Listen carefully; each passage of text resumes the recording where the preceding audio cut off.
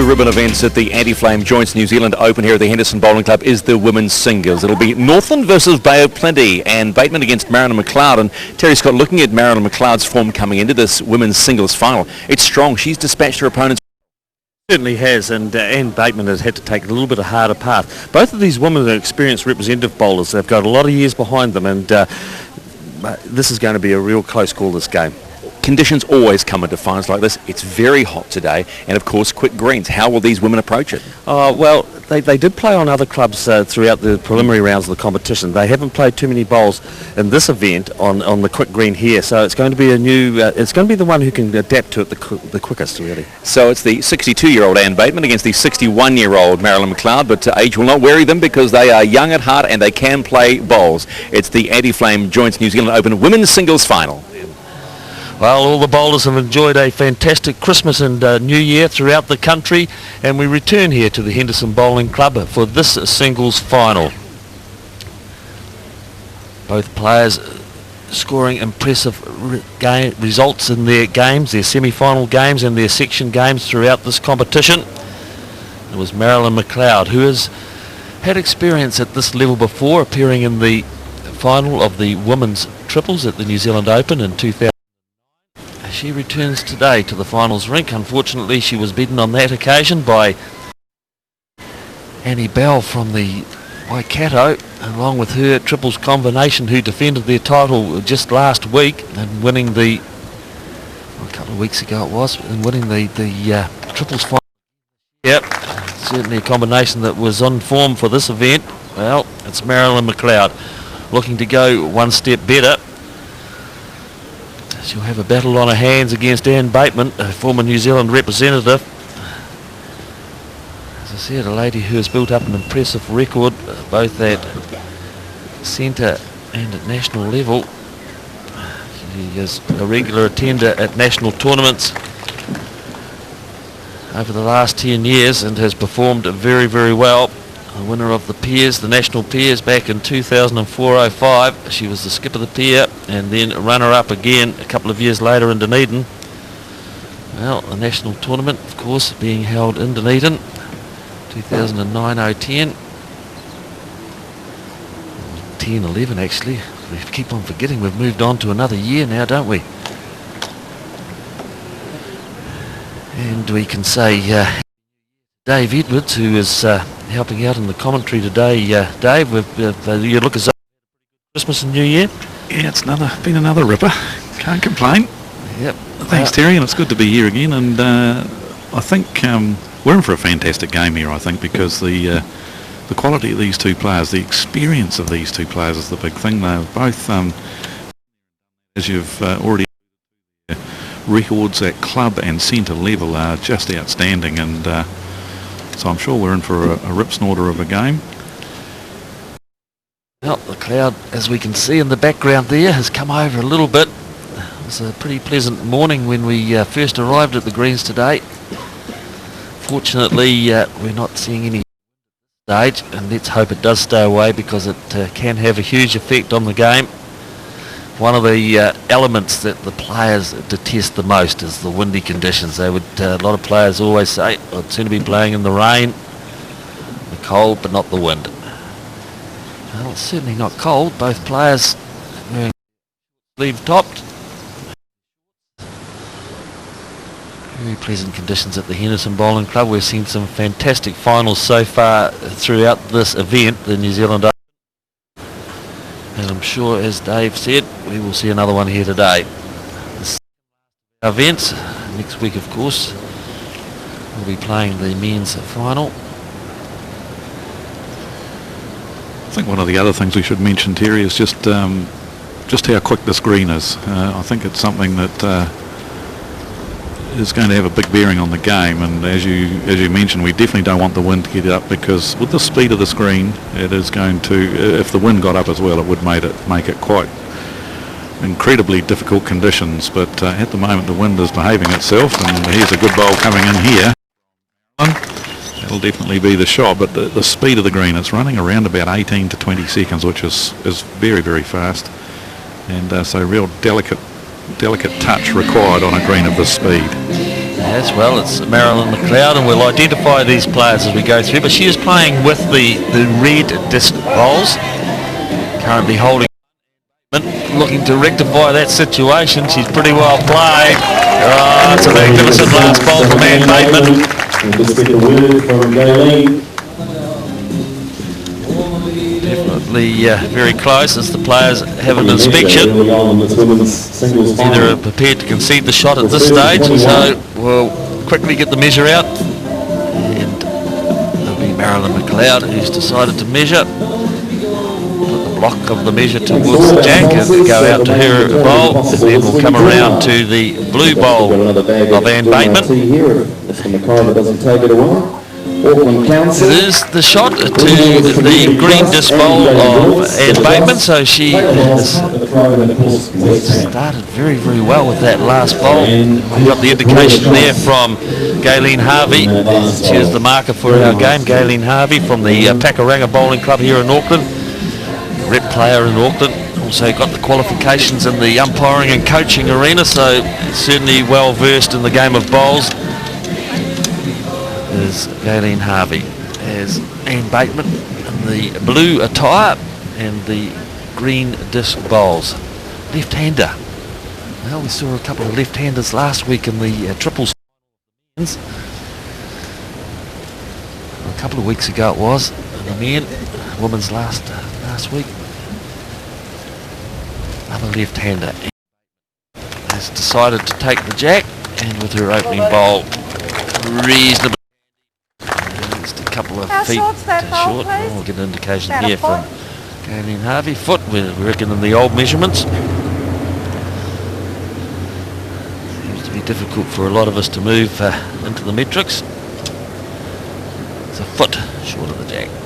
Very good opener from Anne, and that's something that all singles players love to be able to achieve, or any particular game, but that first bowl effectiveness, getting that first bowl heavy so that you can sort of dominate the proceedings right from the word go. And a close run thing there from Marilyn, just a little touch on the way past on the jack, but unfortunately she ran through some couple of metres, so it still leaves Anne Bateman with the dominance. Yes, that first, it immediately puts you in charge of the end if you can get a first bowl. Such an important bowl in any form of the game, but especially singles. Well, Anne Bateman playing with the blue Drake's Corsair bowls. Well, she only changed to these bowls a couple of months ago. Her previous Drakes for around about 10 years, but has changed her bowls. So many different makes of bowls on the market, makes and models of bowls, and we'll just comment briefly about those of Marilyn McLeod. She's playing with a purple speckled bowl, got some red speckles on it. It's a Taylor SR bowl. On her backhand, changed her hand, and done a pretty good job of it as well.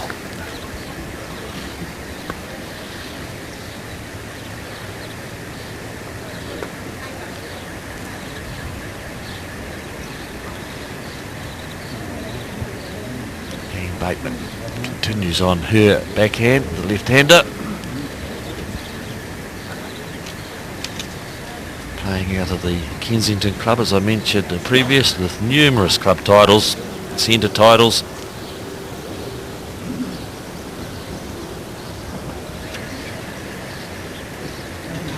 You can see the speckles on the bowls there, good close-up shot. As we see this purple bowl making its journey at about 28 metres down the green to the jack. Yeah, she's pretty well played again.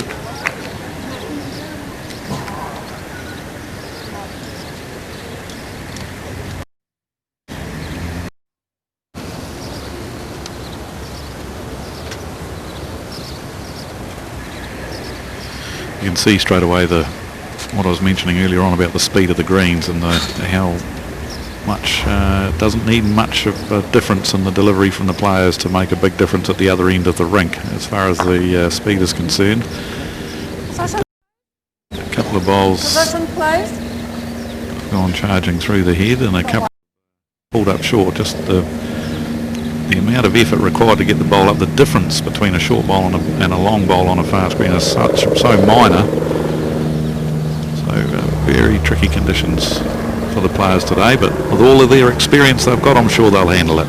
Yes, you need to be pretty precise on greens running at this pace and at this stage. It's Marilyn McLeod that holds the one shot, and looking at this bowl coming in, it's going to stay in that position. Definitely the one. So players getting a feel of the scene and the situation here at Henderson, and it's one shot for Marilyn McLeod. Interesting, she's decided to give away the mat and the jack, as we have mentioned in our previous coverage. The winner of the end has the choice as to whether they wish to give away the mat or retain it for their own purposes. Generally, we have seen in the women's competition that they have kept the mat and the jack. However, Marilyn McLeod has decided to give it away to Anne Bateman.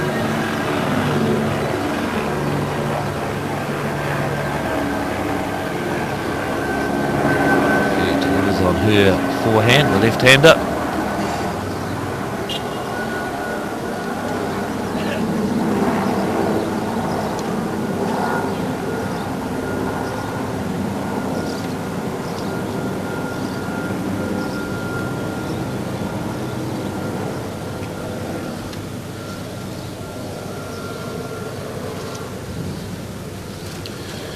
You mentioned the Kensington club that Anne Bateman comes from up in Northland. They're a very, very strong club, especially on the women's side of the game up there. They've got a good crop of very, very good players at that club, and so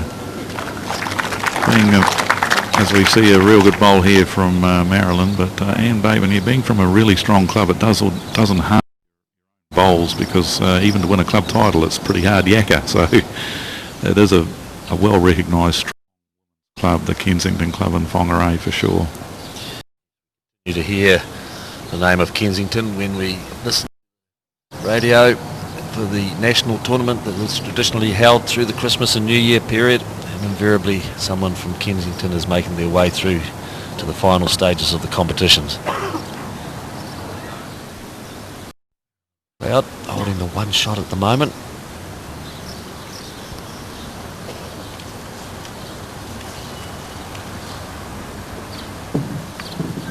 Married to Noel McLeod. They are now that's dairy a good farmers. story. That's a good story, that one, Terry. You've got to tell us that story. Yeah. I think that's a ripper. Yeah, it is. It's a very interesting story. Marilyn and Noel McLeod, they're farmers, they're dairy farmers in the Te Puke area. The interesting part that Dave's referring to is that they were actually childhood sweethearts and then departed their own ways and got married and had their various families. And later in life, when they were back by themselves again, they got married. In 1989 they met up again, all those years later, and very happily married in 1994. So, fantastic story about Marilyn and Noel McLeod.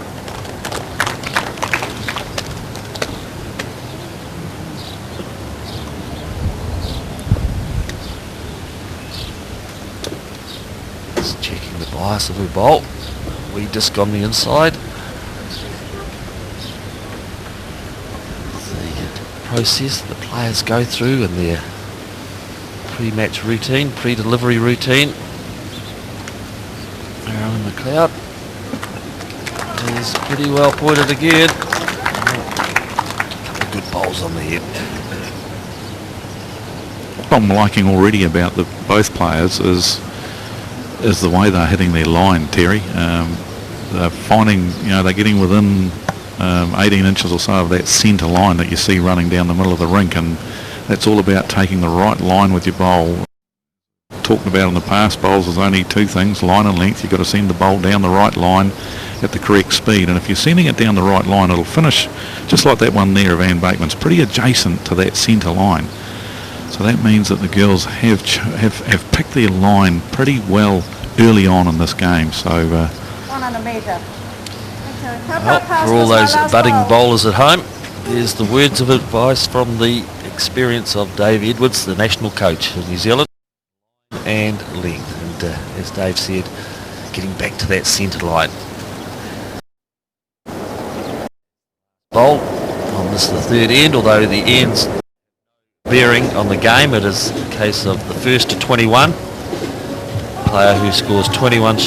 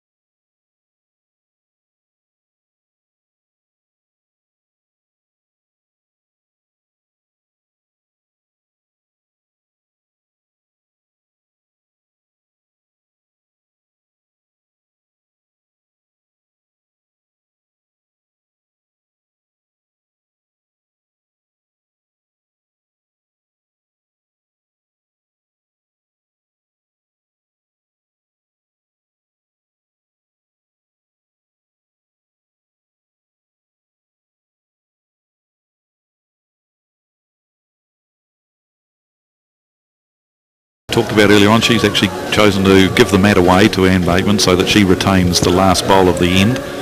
And it's been a great debate over the last few years, this business of because the winner of the end gets the right to decide whether they will take the mat and the jack or whether they will give it to the opponent and therefore giving themselves the last bowl of the end. It's been something that's been debated long and hard over the last few years since the rule has been introduced, and well, the debate's going to end on the 1st of April this year, when the rule is changing, and it will then become no correspondence will be entered into. If you win the end, you must take the mat and the jack. And I think a lot of players generally are very, very happy with that decision. I think they all felt that, especially in the men's game, that if a skip was on fire or a player was really playing very well, every time if they had last bowl every time, they were always going to be very hard to beat. So I think all bowlers are very happy come the 1st of April that rule's going to change back.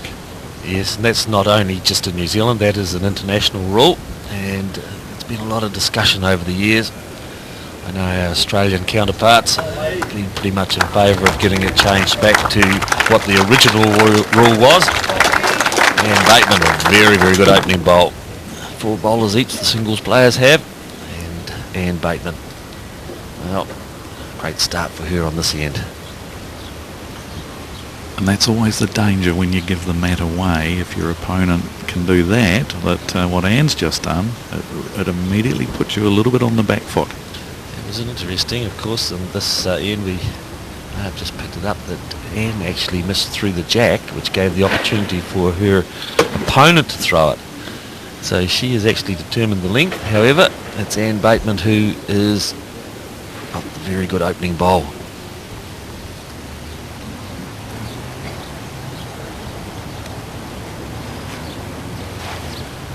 Very crucial, that first bowl, as Dave referred to.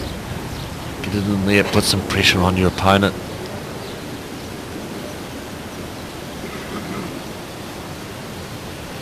Just a little tap on the leg from Anne Bateman. Not long after she'd let that bowl go, indicated to me that she knew she was heavy, and sure enough it was.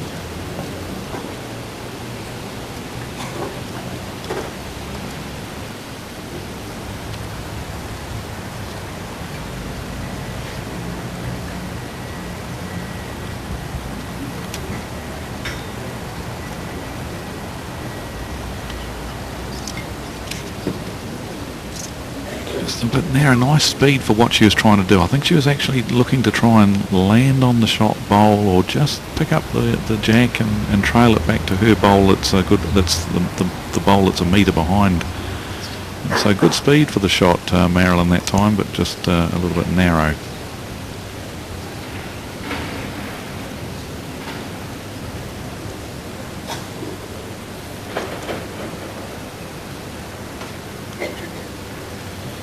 Another one of the big mysteries of the sport for us bowlers, Terry, as you'll know, Anne Bateman drew a nice close toucher with her first bowl there, beautiful bowl, and we all ask ourselves why we can't do it with the next bowl.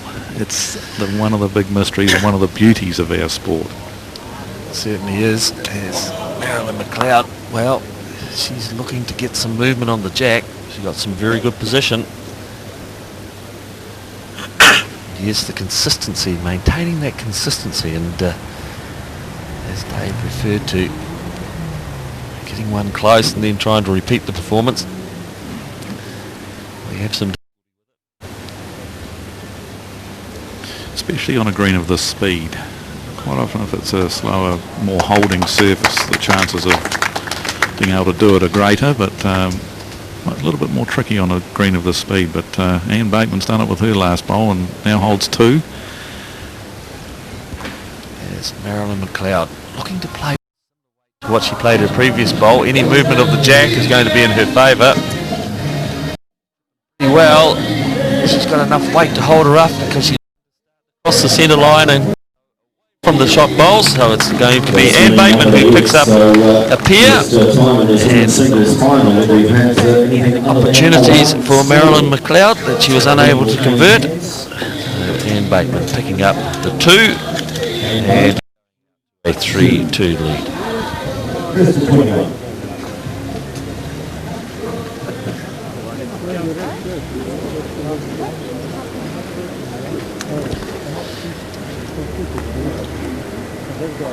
Both these players have had impressive results on the way through to this final, having had 5 previous post-section games, reducing the field from 64 down to these 2 singles players who have come through to the final. And it was Marilyn McLeod that has some great scores, 21-7.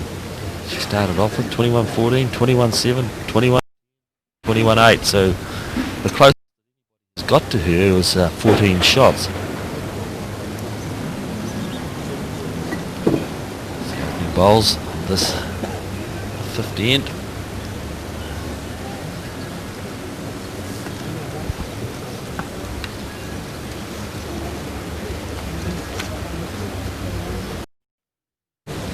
First to 21 in the women's singles final of the Anti-Flam Joints New Zealand Open.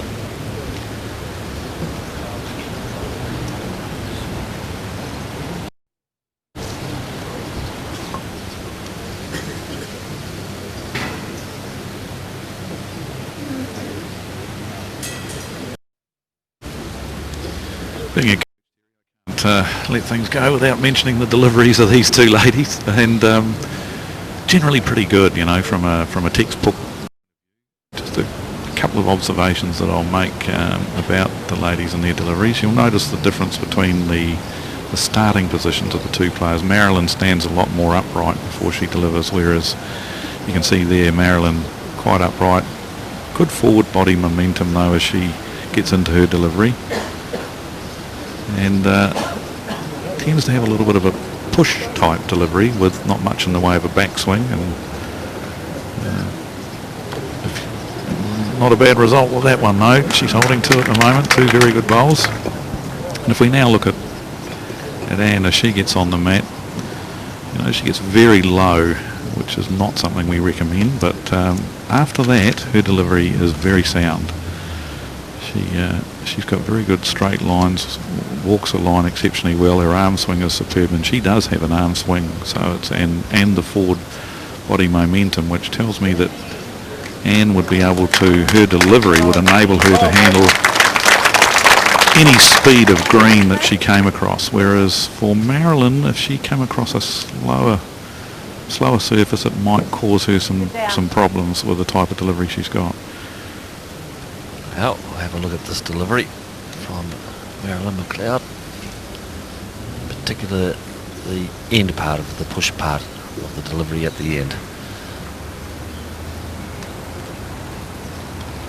She's one down at the moment. The last bowl from Anne Bateman securing the shot. We can see it past the jack there, the blue bowl. Pretty good reply here though from Marilyn. That'll be close.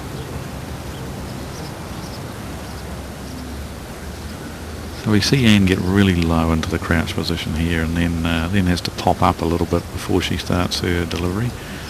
We prefer to recommend to players that they stay in the upright position.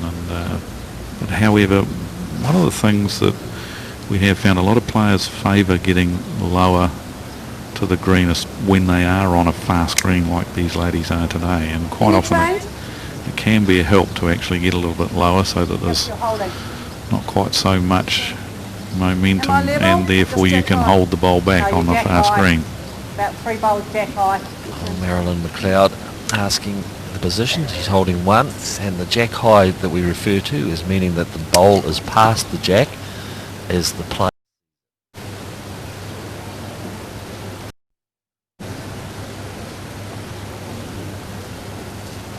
Holding one at the moment, looking to add what we call the bonus shot. No more bowls to be played after this, and she has done it. It's a pretty good bowl from Marilyn McLeod, picking up the two.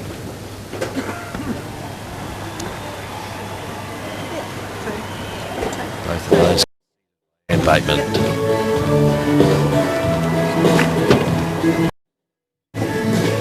Well, a very conservative approach from both the players at this stage of the game. No aggression. Sticking to the draw play.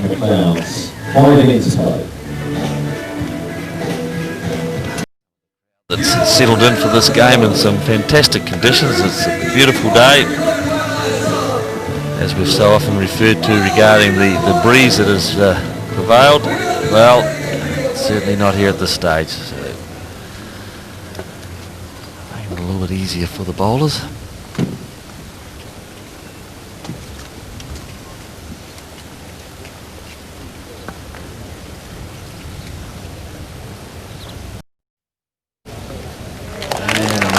good opener from Anne Bateman.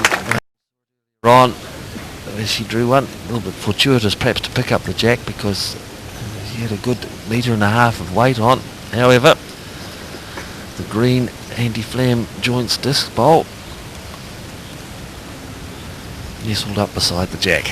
There's Marilyn McLeod on her backhand. Studying it intently as it goes way out over the boundary line. Looks to be heavy, heading towards the ditch. Yeah. It's another one of the challenges for bowlers is, as you mentioned, Anne has taken the jack centre line, and I talked earlier on about players drawing so that their bowl would finish on the centre line because 99% of the time that's where the jack is. Now, what Anne has done here, taken the jack off that centre line, so that creates another challenge for players. They've now got to draw to an off-centre jack, as we refer to it, and make adjustments to their line.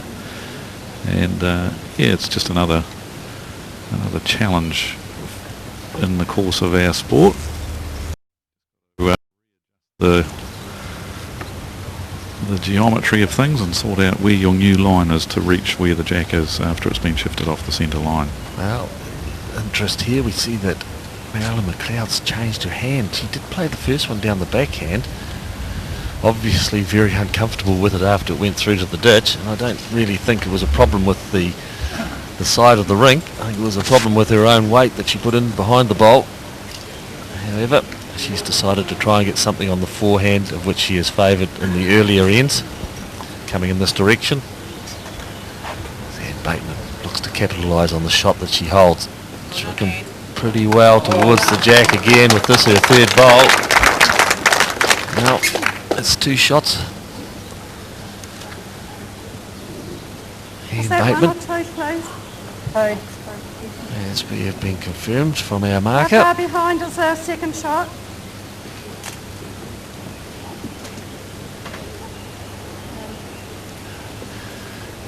Marilyn McLeod, of course, playing blindly to the jack. It's hidden behind. We can just see the edge of it there. It's hidden behind the Anne Bateman bowl, and as she sees it visually from the mat, trying to get some indication as to where it actually is. Well, looking to go back onto the backhand.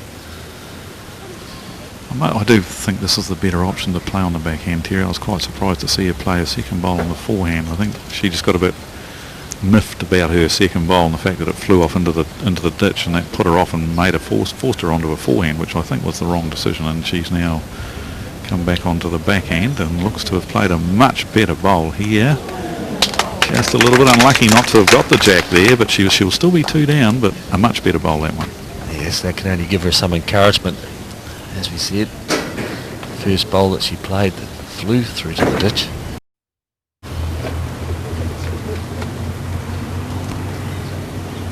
There's now Anne Bateman continuing what she has done best.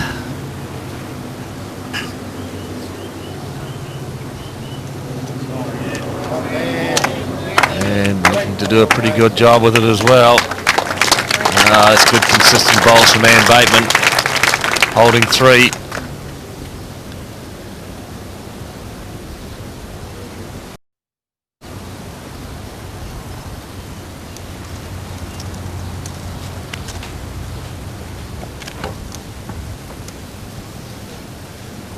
Marilyn McLeod waving to it. She's coming up short. That's the reason why. Well, it's Anne Bateman who's going to pick up multiple here. As we get the indication, it is definitely three shots. Very good end from Anne Bateman.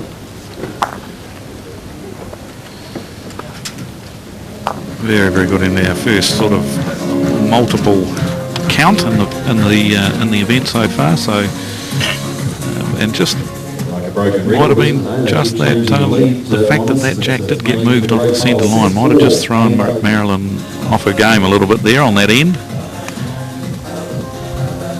Well, Anne Bateman continues to take the jack, having won the end.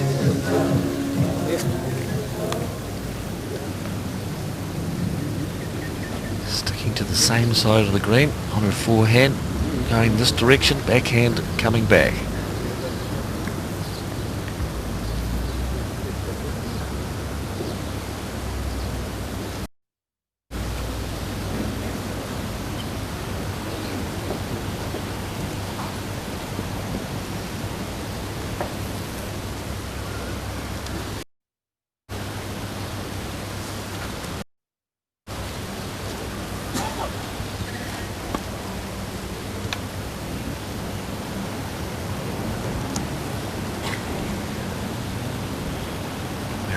McLeod. Ball is a little bit astray out of it.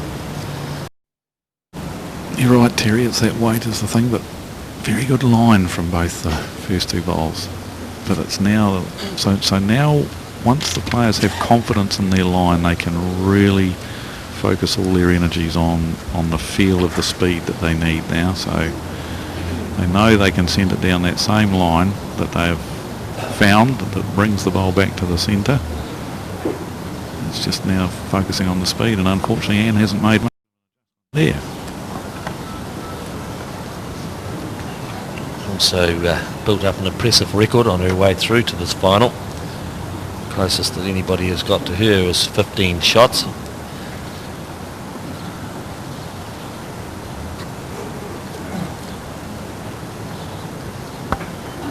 Remembering the players. One.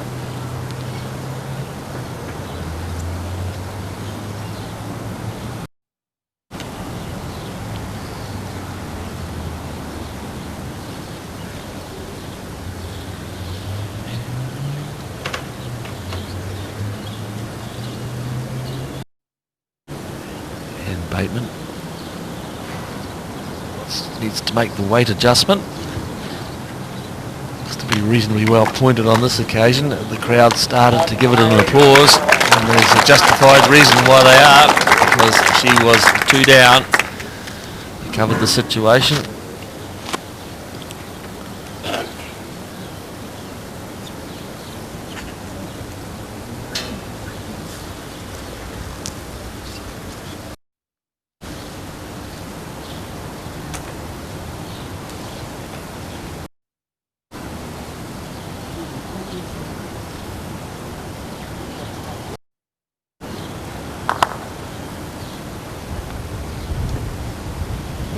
One. Application from our market. Confirming Anne Bateman has the one shot. Delivering her last of the 4 bowls. And as she continues.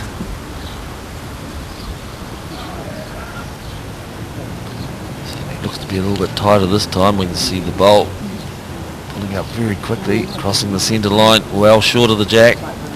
Well, at the moment she's still up to Marilyn McLeod to recover the situation. Marilyn just drawing here. There might have been another option on this with this last bowl of hers. Let's see. She's probably going to prove me wrong and get the shot out of it here. It's very, very close, coming into the head nicely. Although no, it's just a bit quick. So there was another option. Second shots, maybe she could have looked to have a drive shot bowl of Anne Bateman's and take it out, but she decided she was going to stick to the draw. But was pretty heavy.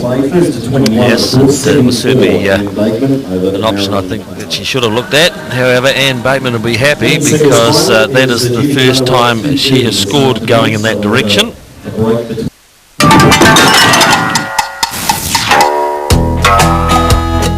The heart of any bowl club room. They're heading for lunch behind me, so let's go and have a chat to some members. I was a member here when I was first 30, and I won't tell you how long ago that was. Being the president, the vice president, the secretary, the treasurer, the greenkeeper, and I'm a life member of the Bowls Club at Henderson. I was in business out here, so it allowed you to have business, and you could walk down the main street and you could always talk to somebody. We're members of the Mount Maunganui Cosmic Club. About our club, I think it's like any other club. It's what you make of it, isn't it? Lovely people that are members of the club. Everybody has a lot of, support each other when you're playing in major events. We have a strong contingency of bowlers in our club, from all levels. Absolutely, anybody become a member of the Bowls Club. It gives you a sense of being part of the community. It gives you a sport. There are people of all ages, of all disabilities that can play the game, and it's good for, particularly when you get a little bit older and older people. And I can give an example. My father, after my mother died, my father went to the Bowls Club every day for 20 years, and even though he wasn't a great player, it was somewhere for him to go with his mates, and he enjoyed every minute of it.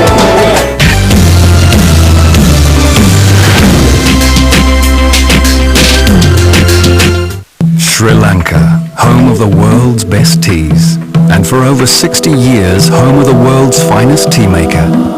Merrill Sons bring you two of their finest teas.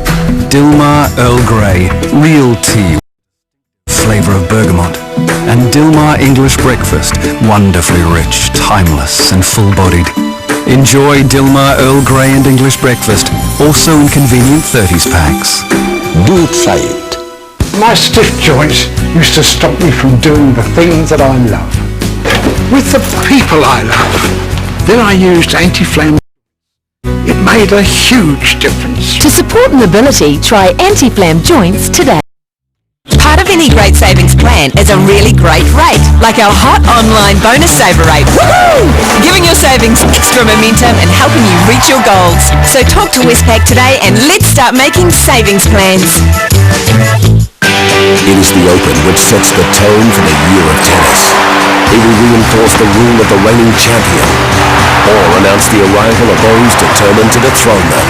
It is the most attended and hottest Open on the planet, and despite once being contested in Christchurch, it's as true blue as an Aussie can get.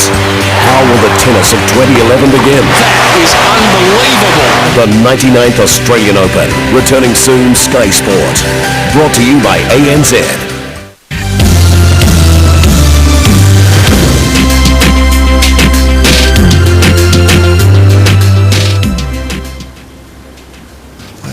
She's taken it a good 6 metres up the green. Looking to try and break up the rhythm of Anne Bateman. Yeah, very good idea. I think she, not only to break up the rhythm of Anne, but also just to perhaps see if she could find something just a little bit different, and it seems to have worked. Look at this for an opener.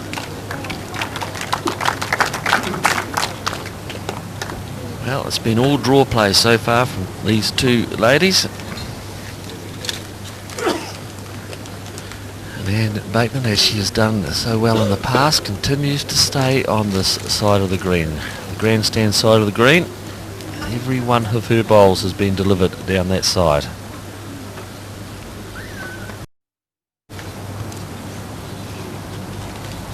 Just getting back to the greens, Terry, and we talked about Auckland weather possibly being an issue for the type of weed that we use in the South Island.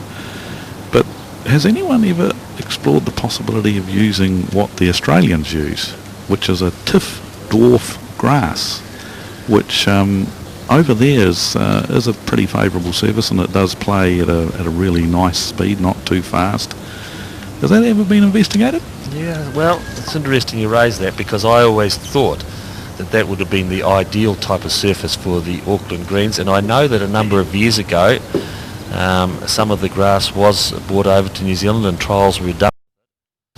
Never really, I always wonder whether they ever pursued it enough. As we look back at this picture here, it's a very, very good showing of the Marilyn McLeod bowl, the colours that we have in bowls these days, but also the starweed surface.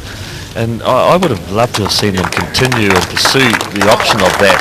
Now, I did hear that there was some issues with the importation of the seed. I don't know what that's. Perhaps there may have been some agricultural issue, but gee, I would have loved to see them continue with the option of it if it was at all possible. Have a bit of a conundrum here for Marilyn. It was another great bowl from Anne Bateman. The shot bowl, please. Just deciding, I think, whether to swap hands here, whether she considers that Anne's bowl's in her draw line. She may look to change? Yes, she's changing to the other hand.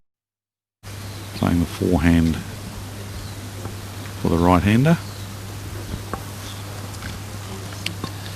Yes, no doubt the Turf Culture Institute would have been involved, I'm sure, if they were looking at alternative weeds. They've got a very, very good Turf Culture Institute in New Zealand. Some job. And always there to help out the greenkeepers.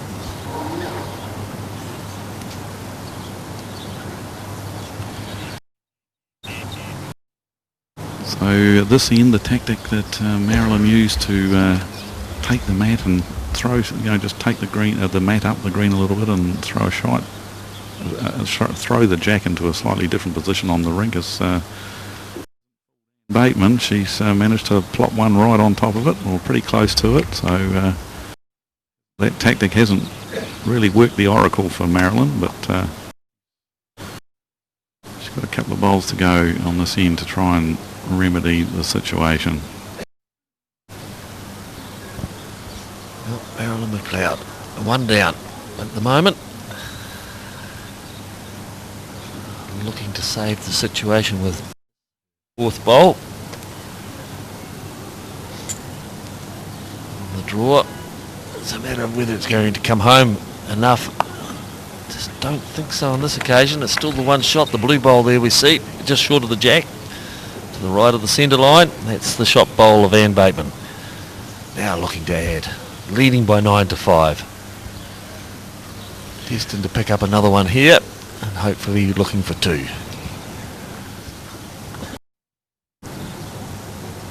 The bonus bowl, as we call it, and it's such an important bowl in the sport as well. We're holding and but it is one of the most difficult bowls to play, and I think it doesn't matter how much you do and to try and draw another shot when you're already holding. For some unknown reason, the mind relaxes, and those opportunities are missed quite regularly. That bonus bowl. I think it's the comfort of knowing that you've got one shot and you're going to score on this end, but we need to actually change that thinking to say, I can score more. Well, that's one of the classy hats that we've got on display today. That's got to win a prize of some sort, doesn't it? Well, I'm sure well, they're all protecting themselves, aren't they? Yeah, we've got a great array of them, all right. They're all coming out today for the final of the women's singles.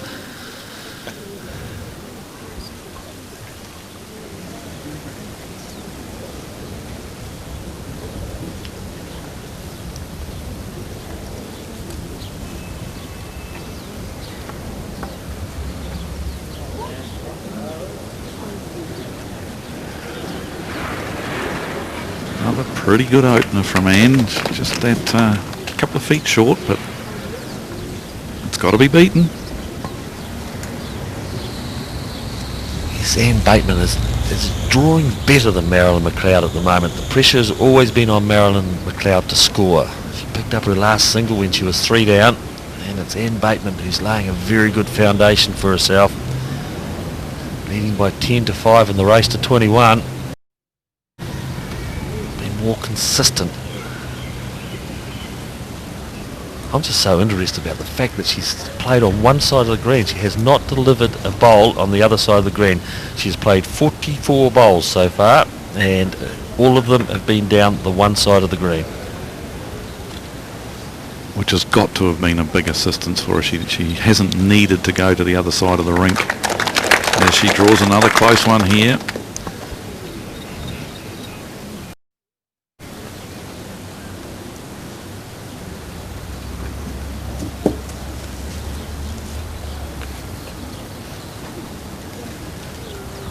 Marilyn McLeod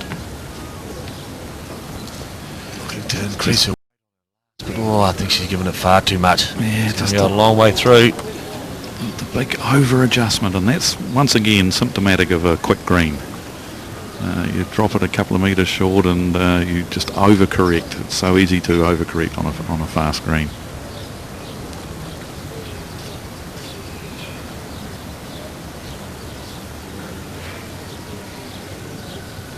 Bateman studies it intently as it drifts towards the jack. Going to be passed this time. She won't be unhappy about that. option. It's a counter.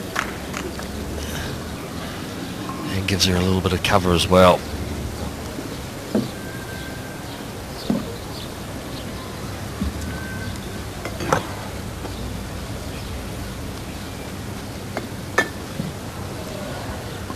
This looks to be a better speed, better weighted bowl.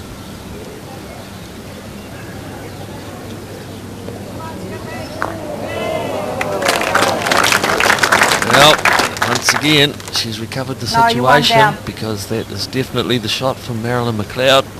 She's scratching around, but she got one in there. Wait, hold the phone. Oh no, just wait. Anne's walked off the mat. I thought for a minute there she might have been about due to play her first bowl on the other side of the rink that you were talking about earlier on. Yes, she is. Here we go. Hold the phone. Well, new territory for Anne Bateman. It's the right option too because she's got her own two bowls out on that side of the head that she can promote, or if she happens to come underneath those and get to the shot bowl, she's actually playing with a little bit of weight. Quite a good shot option here for Anne Bateman. She's stalking it, and she's in the area. Let's have a look.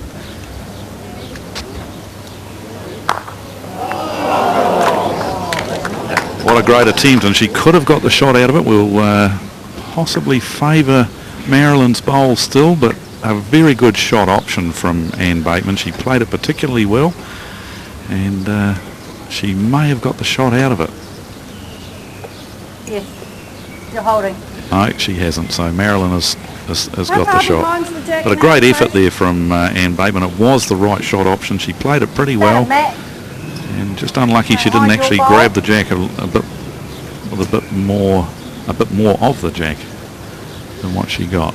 Yeah, it was a pretty good effort from Anne Bateman. She played it very well. She had the option of promoting her own bowls coming off them or removing the shot bowl. However, Marilyn McLeod survives it and retains the one shot as she delivers her last bowl for the completion of the end. To be very tight as it starts to cross the centre line we've talked about so often before, and it comes up short. However, the comfort of knowing they're having the shot and getting an extra one to go to 6, and it's Anne Bateman from the Kensington Club who leads by 10-6.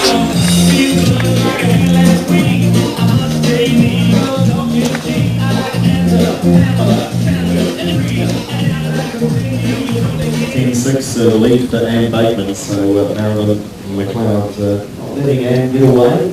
First to 21 shots, of course, and that's the women's singles final.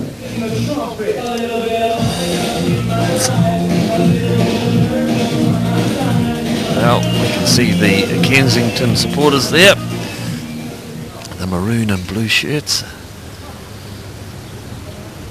here to support their favourite Anne Bateman.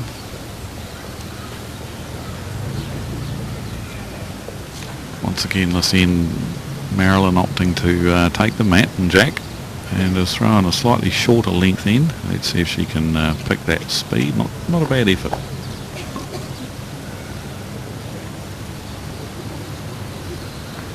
She'll be hoping that this may be just this tactic may just throw Anne off her weight control just a little bit.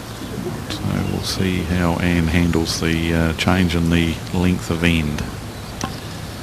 And it's good to see people actually thinking about it. So often we see in games where they get down and throw the jack without any importance at all. It's a very, very crucial part of the game.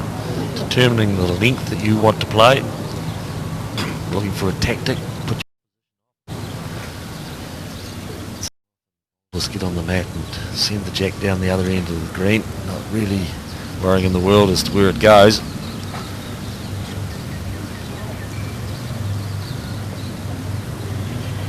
Shorter end. The mat 4 to 5 metres up the green. Delivery point of the bowl.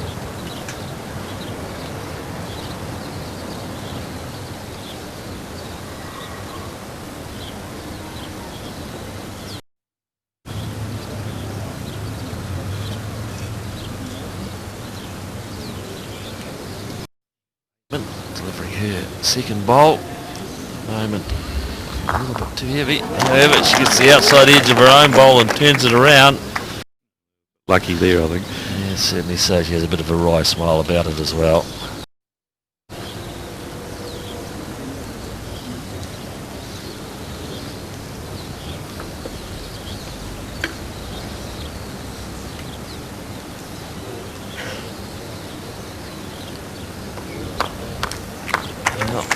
stop. It's going to drift a wee way through.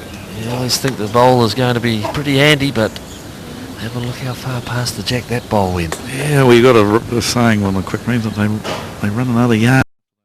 Almost, you feel like they have stopped, but yeah, they just keep going. Well, a beautiful day at the Henderson Bowling Club. Absolutely magnificent.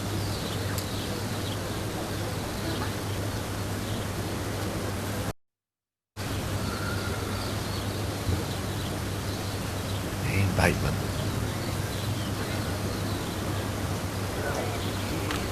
Needs to slow down.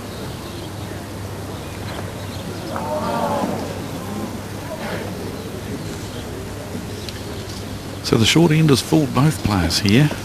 There's not anything within a metre of the jack, so it just has upset the rhythm of both players, and see if Marilyn can fix things with her last bowl.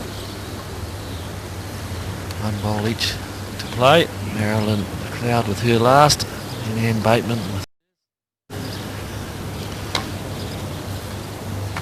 This looks a better bowl, and shot.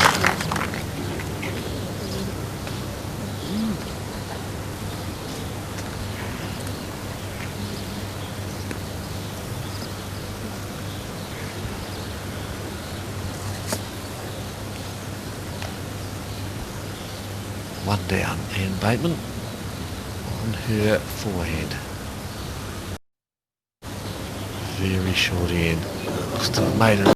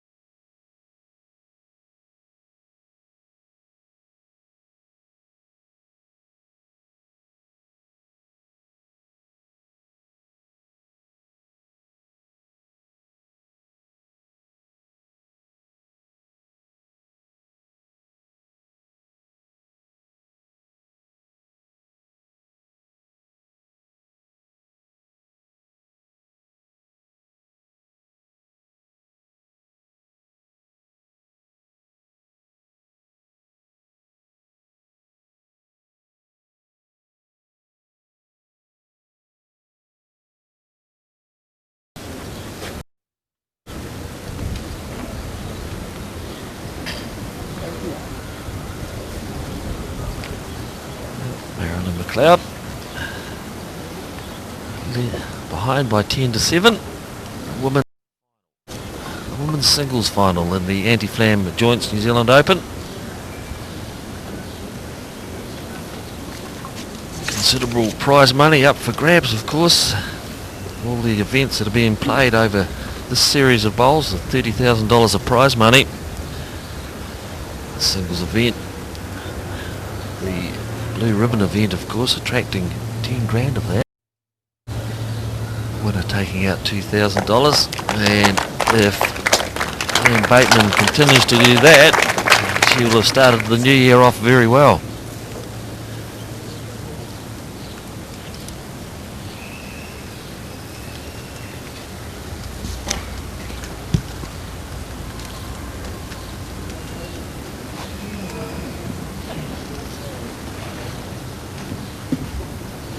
The crowd certainly wants to have her say about it, though.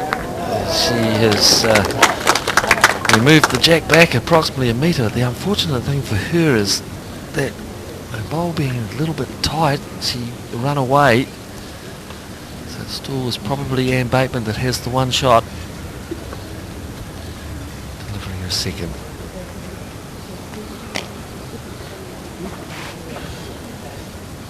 Studying it intently as it drifts towards the jack. She's got her own bowl to promote and come off herself. Well, a little bit fortuitous, however. She'll take the result any way that she can get it. Pressure back on McLeod. 10-9, Ann Bateman leading in the race to 21. Her third bowl. Bateman holding 2 at the moment.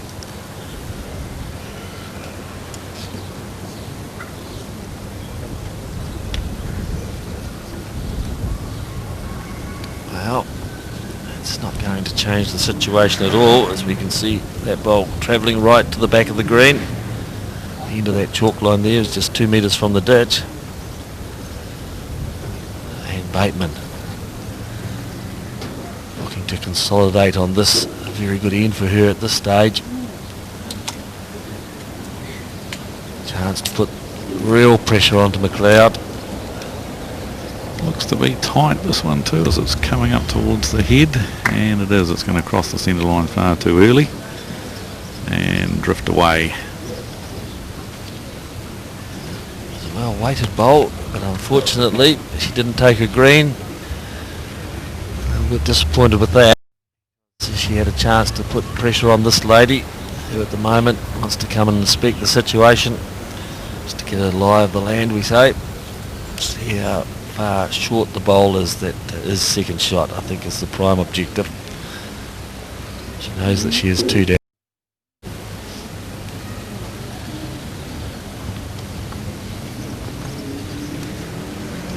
And Bateman there has one more bowl to play, but this is the bowl that got right beside the jack, rubbing off her own front bowl, coming around and then rolling in. The only thing you could say about that was it had good speed.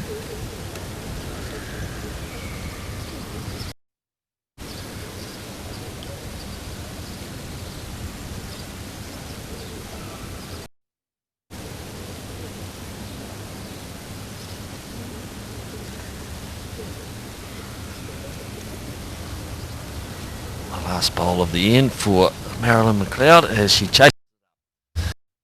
Enthusiasm about this bowl. Looks to have a pretty good reason too as well. And unfortunately, well, she's reduced the count, and I think that is probably her first objective. She might have liked it a little bit better than that. Towards the shot bowl itself, however, she's cut the count with Ian Bateman still having one to play. Down the other end of the green.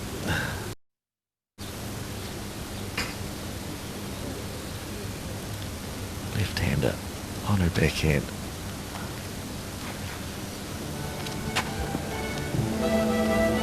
So giving it plenty of green, but plenty of weight. Well, that's a poor ball, really. I think she was wanting to give it the more green to get round the bowl of Marilyn's, but what can happen when you go seeking more green, you tend to put more weight into it as well. She did far too much weight, but still she scores again and opens up the lead to 4 shots now. It's 11-7. 10 more shots required for Ann Bateman to get there to 21.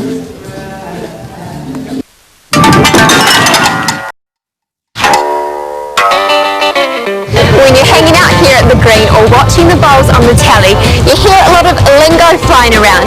Some of it makes sense, some of it not so much. I'm going to go check out and see how clued up this crowd is. A lucky bag. Lucky bag? What the hell's a lucky bag?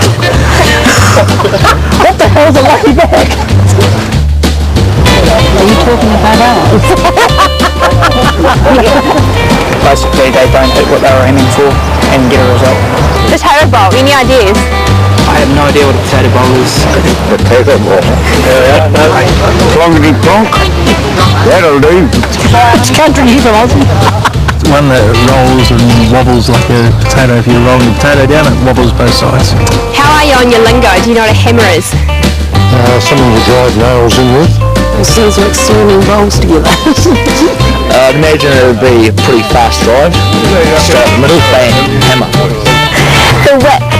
We skip that question and go straight to the next. A wick is a bowl coming off a bowl. Last one, wide. A wide? That's when you chuck it out there. Like it only ever happens in New Zealand, not back in Australia. Something that on Black these Caps are greens very here. used to at the moment, so yeah, nothing to do here. This is quality bowls. Not cricket.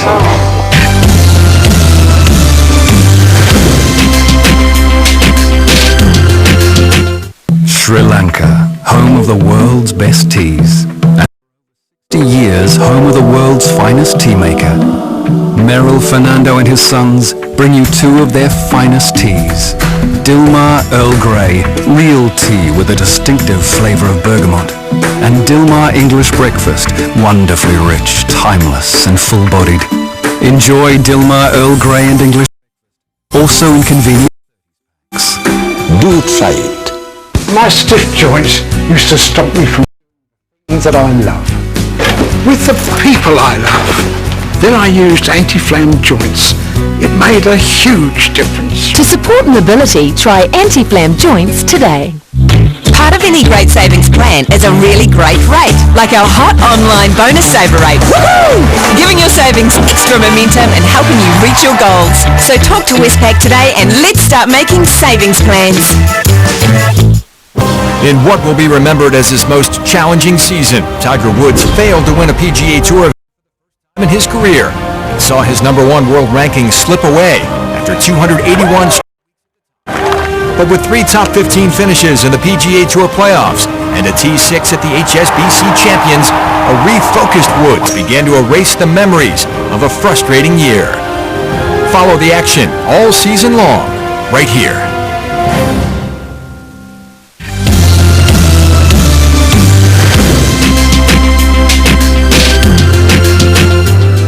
Quite often if you're right-handed, we encourage players to ignore left-handers' lines and what they're doing on the mat, because it is so much, there is quite a lot of difference as we see an interesting development in the game here. And Bateman switched to the other side of the rink. Well, surprise, surprise. I just can't really work out a reasoning for that. I know that the last end going this way, that she was a little bit of a stray, but she's been on the hand that she has been playing. She's leading by 11-7. Why would you want to change? Yeah, I must agree with you there. I find that a real mystery. She hasn't been going too bad, and it's a great bowl from Marilyn McLeod here, and that puts in straight away. It's noticeable Anna's to the other side. That's a real mystery as to why she threw one down the backhand side. She's been playing this side of the rink the whole game and playing it pretty successfully, but see how she goes this time, going back to her more favoured side of the rink, and it looks like she's going to run out of gas. It's just going back to you talking about the left and the right-handers. A couple of weeks ago, Danny Delaney, when we were had the men's triples final, left-hander playing in that, a couple of left-handers, we were talking about that exact thing, as to looking at players who you try to get a guide from the line that they're taking, and when you've got people that are playing left-handed, well, you might as well just turn away. Look at Marilyn McLeod, she certainly wouldn't be turning away at the moment. A couple of very, very good opening bowls. Picked up the jack with her first, and we get back into that situation where the jack is off the centre line. It's certainly got Ann Bateman a little bit confused on this end. It's once again, she's going back to that hand, but well, she's going back to that hand because she's playing with weight, looking to attack, and certainly looks to be in the area. She's going to get the well, you can see the target that she was playing to there, and Ann Bateman showing the first signs of real aggression. Yeah, not a bad option either. She's, holes for bowls, as we say. It's surprising the number of times you'll see bowls go through holes like that one did. And but not a bad option all the same from Ann to have a go at that head.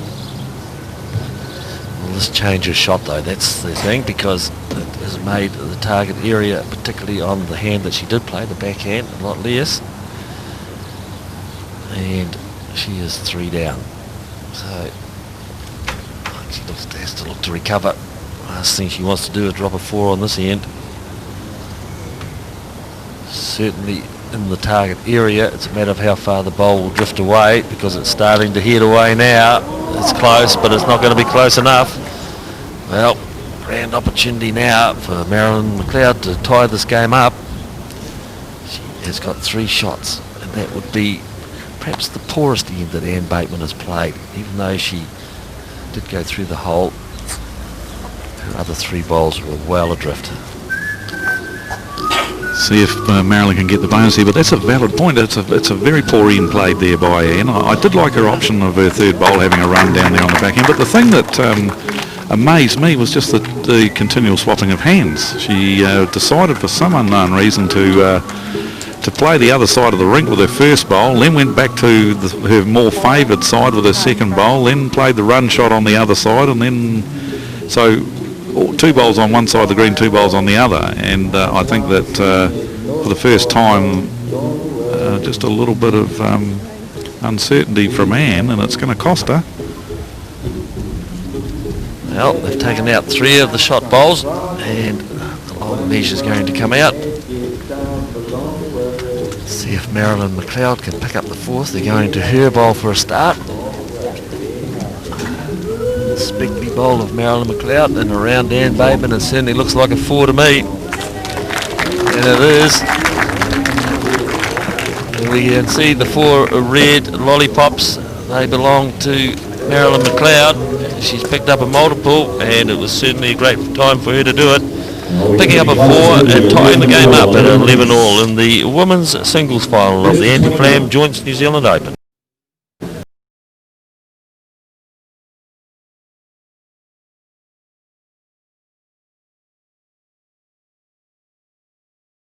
It'll be interesting, Dave, just to see what confidence that may give Marilyn McLeod. She's been on the back foot probably of most of the ends of this game. She's recovered a couple of times. However, picking up a 4, it's a great boost for her. It sure is, and what I like about Marilyn is her tenacity. She hasn't there's been no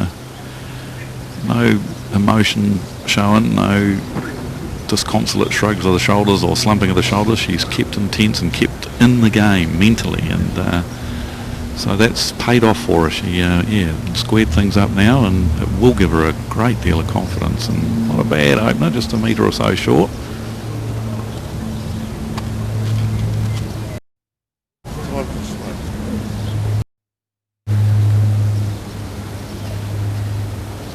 This was interesting. At 9-4 she had been given the matter, and she decided to take it when she won the next end, and has pegged the score back to 11 all. However, Anne Bateman, very poor last end, has recovered a little bit.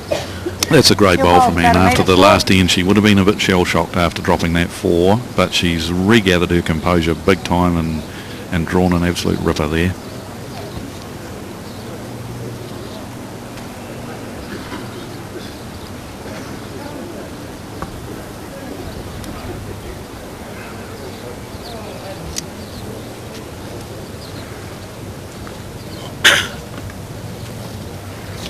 Really, that was a poor bowl from Marilyn. I think the minute that Anne gets a bowl on the jack like that, I think Marilyn goes looking to try and land on it or get the jack, when in fact what she should be doing is just drawing as close as she can to build the head up a bit. Even if she doesn't end up with a shot, if she gets another one right beside the shot bowl or something like that, it gives her more options for later in the end. So I think she's tended to go hunting the shot bowl or the jack a bit too soon in the end on occasions. Well, it's become difficult for her because Anne Bateman has drawn another shot, but it's also put it in the line of the path that Marilyn McLeod wishes to take to the jack. We can see it there sitting out on the left-hand side, that blue bowl. It's another shot. Anne Bateman holding 2 at the moment. Marilyn changing hands, looking to recover the situation onto her backhand. Certainly coming into the target area, heading towards the jack, and pretty well weighted as well. It's a good recovery. Well, it's very close to the shot. We'll get an indication from our marker. Yes, you're holding. He has told Anne Bateman that she is holding 1 shot.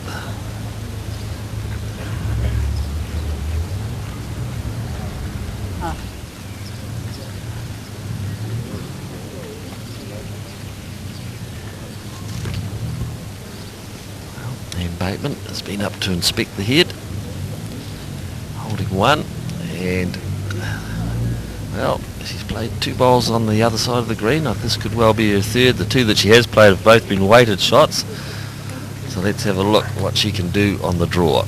It'll be her forehand, prepares to deliver this, her third bowl.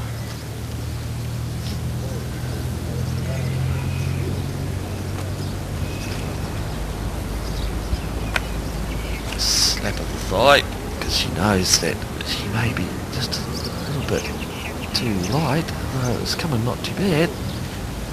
No, pulling up short. She read it very early. And it's amazing as Marilyn comes up to have a look at the head now. So it is amazing that, you know, the players, but it's very common that a player can tell almost instantly that they've let a bowl go by the feel of their delivery and by how it came out the end of their hands as to where it's going to finish up, whether it's or short. So that's all about the feel of the weight, and you know you've hit your line correctly. And here we see a rip snorter, the first bowl of this end from Ann Bateman, where she would have felt this one come out and probably thought to herself, that feels pretty good, and she was right.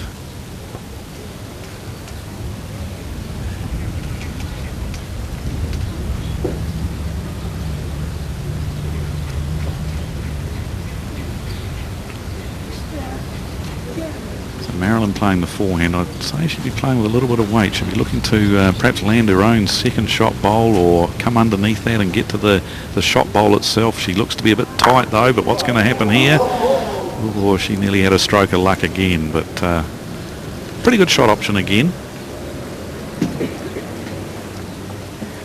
Well, Ann Bateman will be betwixt and between as to what shot to play here. Both hands are blocked up to some extent. I think she'll take the comfort of knowing that she has got one shot. Just to be a little bit cautious. Take her green and looking at coming to the line of her very first bowl. At this stage, but however, she's picked up the single. Be happy with that. Very, very close game in this final. One shot to Ann Bateman, taking her out to a 12-11 lead. So apart from that, the 1-4 that Marilyn McLeod got and a 3 that Ann Bateman got, most of the scoring's been ones. Just each of them have scored a 2. And as we see, Marilyn scored a 4 and Ann a 3, but the rest of them have all been singles. So, yep, it's a very tight affair as the scoreboard suggests. 11 in the race to 21.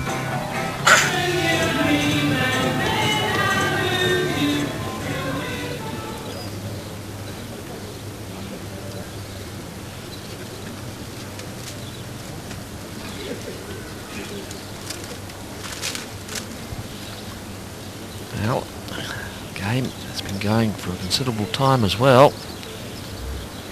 Just shows how fast the green is.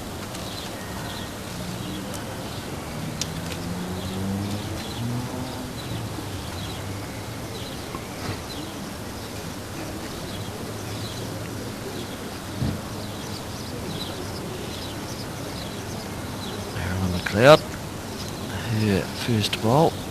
The opening bowl of Ann Bateman we just see there at the bottom of our screen. It's Marilyn McLeod who's got in there first, holding one.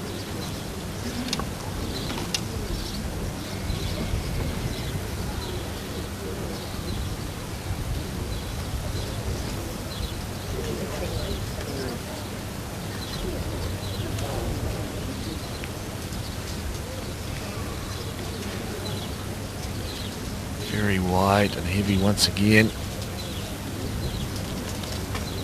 And Bateman, she's just lost her weight a bit at the moment. She did get a good shot on her previous end, particularly going in this direction. She struggled, remember, dropping a 4 the previous time. She will be conscious of that. As will Marilyn McLeod, hoping for a repeat dose.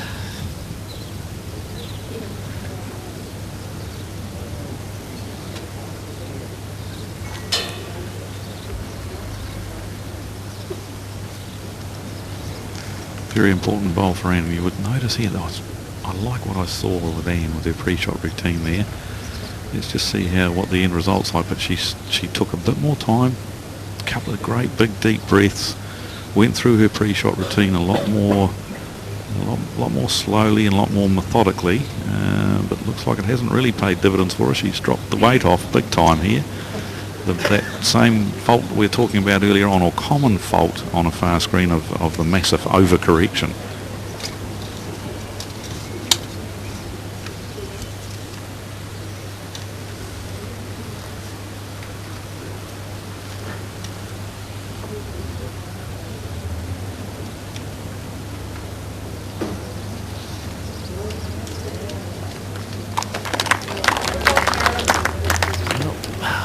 McLeod putting the pressure on once again. In the context of the game, this is a very important bowl for Anne Bateman. 3 down again going in this direction. She's just 1 in front on the board. This is a very important bowl. Well, she let it go and slapped the leg because it certainly, I think, came out very quickly. We'll have a look at the bowl as it travels well past the shot bowls. An opportunity to pick up another number. The fine touch that Anne Bateman had earlier on the game there momentarily. 2 and a look, Marilyn. Okay. 2 and a look. Well, definitely got 2. To me, just looking at our picture there, the third one looks to be very close to being in. So, can she once again pick up the 4 shots? And it's a huge number for her. Tracking very well towards the jack. It's going to be a counter as well. Well, Anne Bateman, 2 very disappointing ends. Bowl falls over. That's the best of the 4. It's Marilyn McLeod who's doing the big scoring at the moment. I think it's 4. Don't even need to think about it now. It definitely is 4. Well, 2 huge ends from Marilyn McLeod, both going in the same direction, and some very, very loose bowls from Anne Bateman. Unfortunately for her, she has lost her touch, and it's Marilyn McLeod who picks up the 4 and heads out to a 15-12 lead. The first time she has been in the lead in this game. Big swing and momentum there, and I think, yes, it's obviously got into Anne's head a wee bit, heading in that direction, away from us in the commentary position here. She's dropped consecutive 4s now. And it'll be interesting to see if she can regroup coming this way. She seems to be able to handle things a lot better. So let's keep an eye on the action on this end.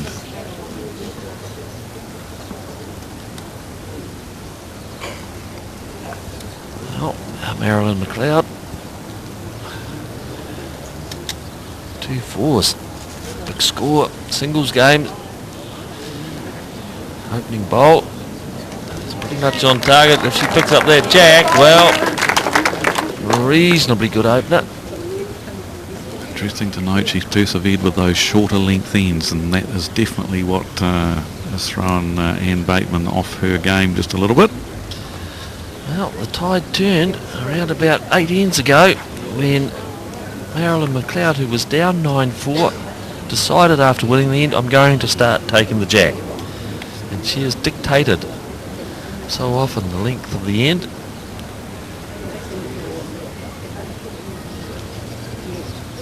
Well, it's an interesting move.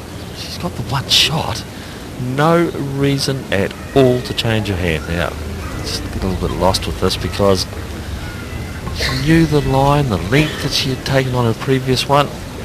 I'm with you on this, Terry, but I mean, she'll defy us from what we actually say. Yeah, she will. She's going to draw the shot real close here, so she's completely fooled us and proved us wrong. But I still think it was a mystery as to why she needed to change her hand there. Yeah, but she's got the 1. Got the 2 at the moment. It's Anne Bateman. All the pressure's on her. It's a case of settling down for Anne Bateman. Started very well in this event.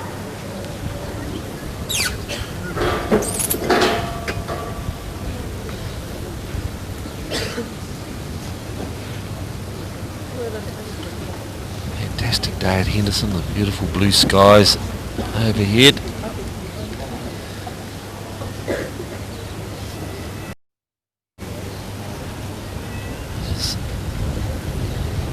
The third bowl from Marilyn McLeod comes down at the moment. She is holding the one shot. See it there to the right of the jack, the Ann Bateman blue bowl on the left behind. That is the second shot. Not too much adjustment needed from her.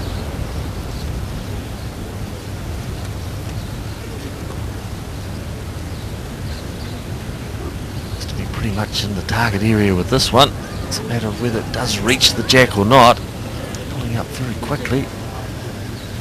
Well, she still holds the one shot. Just wondering whether Marilyn McLeod, I was thinking she may well change her hand and go back to the forehand, but however, she's going to stick to the side of the green that she drew the shot on.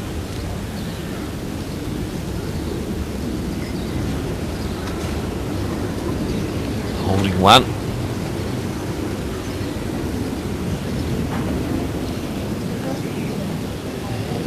Pulling up very quickly, this bowl comes up short. Well, now Ann coming down, has she got 2 seconds here, Terry? And if she has, is she going to drive the shot bowl? There's 2 questions in one for you.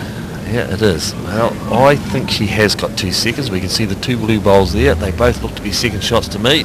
And, yep, I like the option of having a drive. Playing with weight to that shot bowl. If for some reason the jack goes back, she's got the back covered. But, studying it very intently. I don't think there's any doubt about the fact that she's got 2 second shots. She's looking over that side of the rink too at the shot bowl, so I think that's probably what she's got in her mind, that she's going to have a go at removing that shot bowl. 15-12 behind. She has to slow down the scoring of Marilyn McLeod. Mat. She's going to play with some weight. I think it's just a matter of deciding how quick she actually plays it. Reasonably quick. Looks to be wide, as we said, coming down, and it is wide. That's the one shot to Marilyn McLeod. She keeps the momentum going and picks up the single. She's starting to make a break on Ann Bateman. Remembering earlier on, Ann Bateman leading by 5 at 9-4. Well, it's been all Marilyn McLeod since then, picking up the single, and as we can see there, taking the score out to 16-12. The race to 21 shots of the final of the women's singles at the Anti-Flam Joints New Zealand Open. Amazing the turnaround on this match, and I think we talked about earlier on in the game about how it was Ann Bateman that was much more consistent on the draw and looked to be in control of things, but definitely those shorter lengths, the grabbing the mat and throwing the shorter ends has been the key to the turnaround in the game, and you've got to give credit to Marilyn for realising that, using her years of experience. What can I do here to get things going for me and also to upset Ann? So took the mat, threw the short ends, and voila. Yes. Years of experience, all right. 15 years she has played representative bowls for the Bay of Plenty, Marilyn McLeod. And she's drawing on all those years today. Putting it into practice in this, the final of the women's singles. Certainly over the later part of this game, she has been a lot more consistent than Ann Bateman. Remembering that going in this direction, last 2 ends have been successive 4s to Marilyn. I think that first bowl that she just delivered on the end will preclude her from getting a 4 on this end. I'm sure that Ann will be able to beat that back bowl, and in fact her first bowl here looks to have already done that, and it's going to be pretty adjacent, which will make her happy because she really has been struggling going this way, so that'll give her a lot of confidence.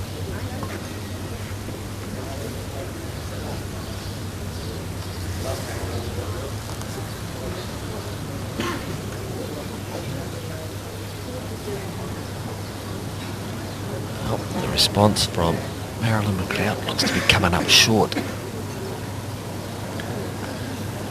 He's had to drop a weight, of course, from the first one, but it's taken too much off. Opportunity for Ann Bateman to consolidate the position, holding one at the moment.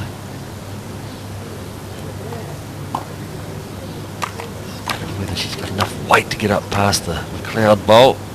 Looks to be just getting past it. It does. Well.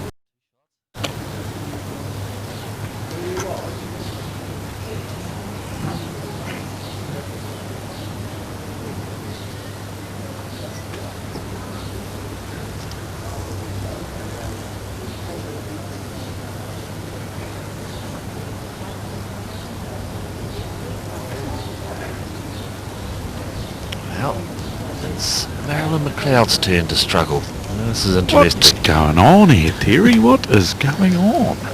Unbelievable. We've had Ann Bateman struggle 2 ends in a row going in this direction, and then, as you just alluded to, it's Marilyn's turn to be floundering a bit going in this direction.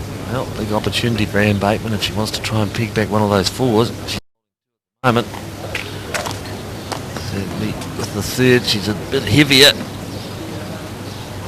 It's just the two at the moment. Pressure back on McLeod. She's been having a good run lately. She only dropped 2 ends in the last 8.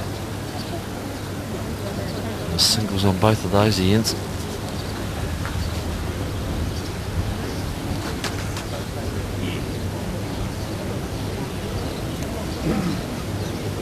Certainly better played this time.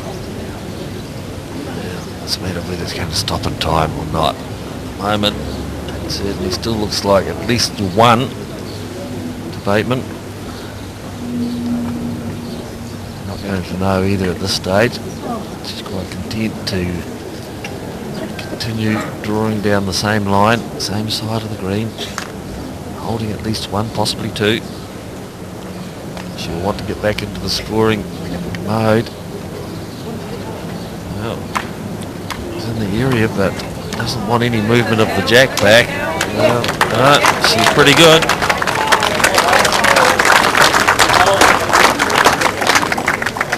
Well. Wouldn't believe that, really. The way that the two players have been playing and going in this direction.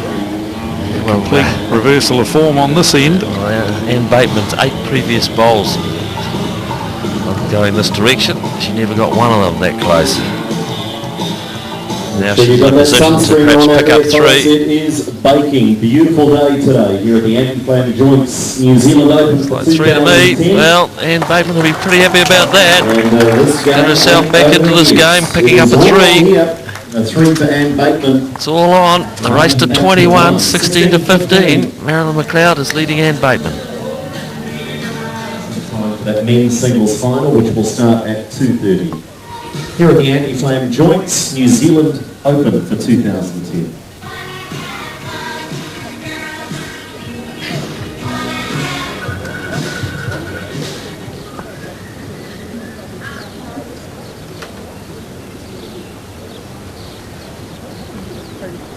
Marilyn McLeod, the lady at this stage who is leading in the tournament, or leading in the final, 17-16. It's been a pretty tense game throughout. Struggled in the earlier stages at 9-4 down. Picked up a couple of big scores, headed out to a 16-12 lead.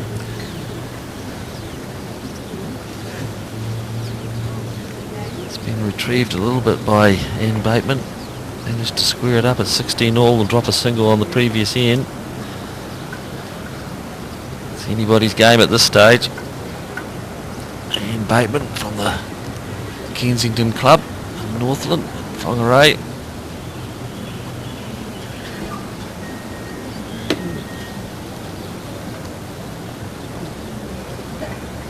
The only element that needs to be battled here is the green. Very quick green at the Henderson Bowling Club.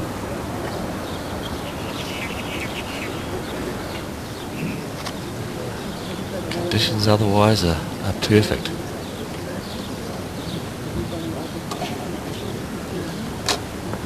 Well weighted bowl from McLeod.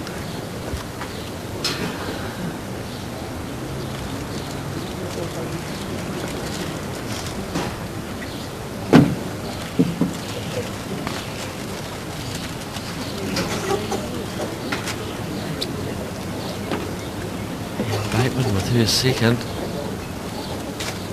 Just to be heavy. Bowls go a long way. You think they're drawing into the jack, but they still run another good metre. Well, interesting again. As she has done so often in the past. Marilyn McLeod changes her hand. Goes onto the back. A couple of shots down the side of the green. Makes me wonder if she felt the need to swap her hand here, why she didn't start on the hand at the start of the end. Well, she's got the shot out of it. Well, she's got two there now, as we can see, but yeah, if she was, why play two on the other hand first if you that's the big question. Yep, certainly so. Just doesn't seem to have the courage to be able to do it with her her opening bowls, and then resorts to it when she struggles on the previous hand, on the other hand. Interesting from Bateman, because she hasn't really got in her drawer. Once again, visually it may well be. Yes, she's coming down to have a look, but once again the length thrown by Marilyn here has just thrown Anne off her game a little bit. We've talked about Marilyn grabbing the mat and throwing the shorter length end. This one's not as short as some of the ones she was throwing earlier, but it's just the odd puff of breeze around two now is just making weight control that little bit more difficult, and once again Anne has really struggled to pick the weight for this particular length. Oh, Marilyn McLeod walks all the way back to the mat, looking to continue on the hand that she played previously, her backhand, studying her line that she needs to take, thinking about it, and it delivers. Holding one shot at the moment, certainly given it plenty of green. It's all down to what her weight is like. One, well, she edges that bowl or sits at that one, and she can get the desired result. Well, it's very interesting. She's put a lot of pressure back onto Bateman here. She could be holding three now. It just depends. There is a short bowl of Anne's, but I don't think that would be precluding. I think she might have three there now as a result of sneaking through that hole between her two bowls and landing on that back bowl of. As we see it here, it comes straight between her own two bowls there and lands on what I suspect was the second shot. So I think she's now got three. Yes, it definitely was the second shot. An opportunity for McLeod to have another good collect here. However, it's down to Bateman with her last bowl. Certainly seems to have cut green. It's going to depend on her weight. She's got a lot of weight aboard. She's going to have to get the lucky bag and grab the jack here, but she's missed it. She's missed it. Well, it's going to be an interesting when they start having a look at this end, and Bateman just nodding her head and perhaps a little bit of disgust of how she played that. She was really just drawing to it and was far too tight and heavy. Well, the players both come down and have a look. They will definitely take out the one shot for a start, and then I think the tape will be going around. This is definitely the shot bowl beside that rag that's been thrown on the green. Now, she may save herself with this one. It's definitely one, if not two. I have to tell from the angle I'm on here, but I think we're looking at it going around. Oh, look, it's. I think it's three, all right. Yeah, well. Yeah, okay, three. Three shots. Oh, that's a big haul for her. She's on the springboard now. Picked up at three. All she needs is the one more shot, and she's gone out to a lead of 20 points to 16. Well, she has picked up some big scores, Dave, over the latter part of this game, and that has been where the tide has turned for Anne Bateman. Yes, Anne really has lost her weight for sure, and I think what led to that was the great move of Marilyn McLeod in taking the mat and throwing the jack shorter. It really has caused the weight control problems for Anne Bateman, and it's given her those big scores. The 2 4s and a 3 that she's picked up throughout the game. She's picked up 2 3s, in fact, I think, Terry, hasn't she? So. Yep. Yes. So 2 4s, a 3 and a 2. But definitely those 2 4s were the turning point in the game for sure. Yes. So she's thrown her favourite length here again. Let's see if, first of all, if she can nail a close one, which really puts the pressure on Anne Bateman, and then we'll have to see whether Anne can respond over the length that has been bothering her. Yes, well, she's picked up, as Dave alluded to, the 2 4s, a 3 and a 2. It's 13 of her 20 points she's picked up in 4 ends. It's pretty significant. And Bateman needs to score on this end to stay in the game, otherwise it's all over. And interestingly, it's gone to the hand that she has played very few bowls on.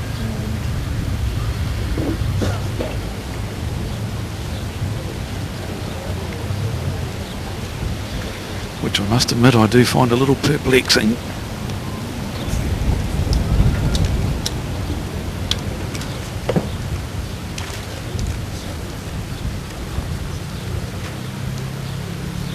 Fair to say the breeze has just picked up a little bit in the last few ends too, Terry, which is making things even more tricky for the players.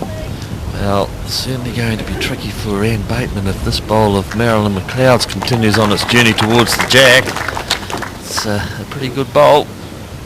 Not the easiest to beat in these conditions. He alluded to there. Slight breeze has come up. It's another one of the elements that the players have to battle. And Bateman, she's having enough trouble with her opposition at the moment.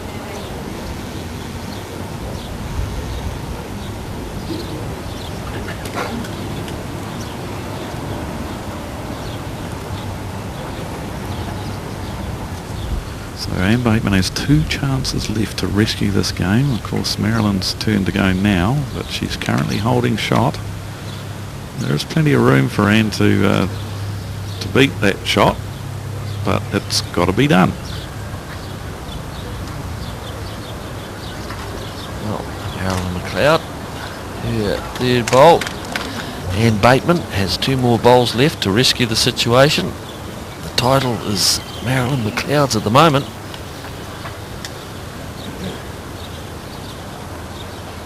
Drawing on her backhand, the left-hander. Can she do it with this one? Certainly has brought the green line in. It's a matter of how far this bowl travels through. It's really well played. I think it's still maybe the one shot to McLeod.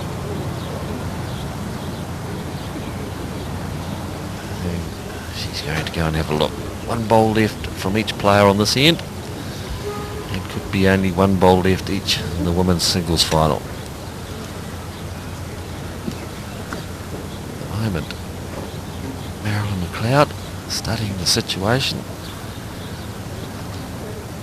Certainly looks as though she has the shot.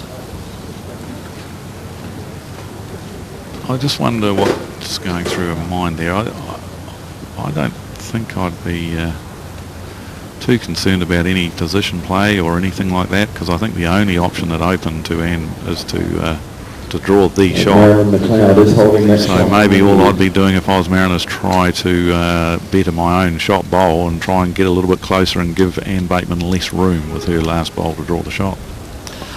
Yes, I think it might have been a little bit of a tactical move by McLeod, just making Anne Bateman think a little bit longer. Well, it almost looks like she's decided to leave the head completely alone, and she's trucking off around the back here, putting a back bowl in. So she's thrown down the challenge to Anne Bateman. She's saying, I'm happy with the shot I've got on the head there. In fact, I've got 2 at the moment. I'm happy with that. If you can beat it, good luck to you. Well, it's Anne Bateman now studying the situation.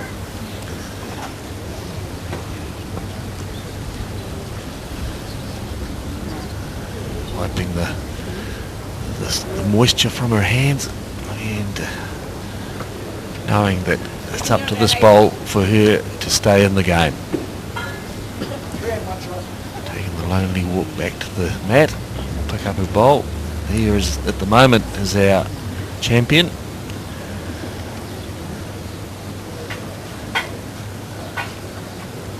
Bateman taking her time on the mat. The left-hander on her backhand. Delivers. Has got to draw the shot. Well, to me, I think she looks wide and heavy. Let's have a wait till it finishes. It's certainly not going to be the shot. It's the one shot to Marilyn McLeod, and she takes out the women's title in the Anti-Flam Joints New Zealand Open. She picks up the single. She made a magnificent burst when she was 9-4 down, came back to lead by 16-12, and picked up the single on the last end to win the event by 21 points to 16. Congratulations, Marilyn McLeod, and a runner-up finish for Anne Bateman. Marilyn, congratulations, New Zealand Open singles champion. Looking at your run-in, it looked pretty smooth, but you got tested today. I certainly did. I knew Anne was going to be a tough opponent. She's a very, very good draw bowler, very good singles player, and I really had to be today to beat her, I'm afraid. You took a little while to get going with those two 15th and 17th ends. How did that change your mindset? Well, it just gives you a boost and a bit of confidence, and you just think, well, I really can do it. I can get the weight. It was all dependent on the wind as to whether you came home or went about 2 metres past. But it certainly did lift my spirits, I can tell you. Nice early Christmas present. Oh, indeed, yes. I've just bought new bowls, so they're paid for now, so that's really great. The new bowls proving the difference for Marilyn McLeod, winning the Anti-Flame Joints New Zealand Women's Singles Open here at Henderson. And those two fours, 15th and 17th ends, critical for the win. Oh, certainly so, and she decided earlier on, she was struggling to get it, Marilyn McLeod. She was 9-4 down.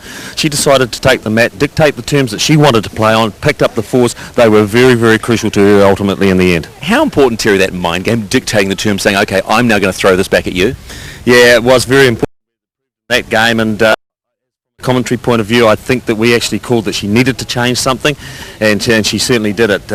Anne Bateman came back at a little bit at the end. She picked up a 3 to tie it all up at 16 all, but it was all Marilyn McLeod in the end, wasn't it? Yeah, it was indeed. Marilyn McLeod, our women's singles champion here at the Anti-Flame Joints New Zealand Open at Henderson. A win to the Bay of Plenty over Northland and bright sunshine. Next week, it's the men's singles. Get amongst it, get on out there, get on it, get amongst it, get on it now. Get amongst it, get on out there, get on it, get amongst it, get on it now. Get amongst it, get on out there, get on it, get amongst it, get on it now.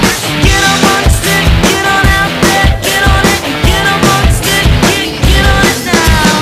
Get amongst it, get on out there, get on it, get amongst it, get on it now. Get amongst it, get on out there, get on it, get amongst it, get on it now.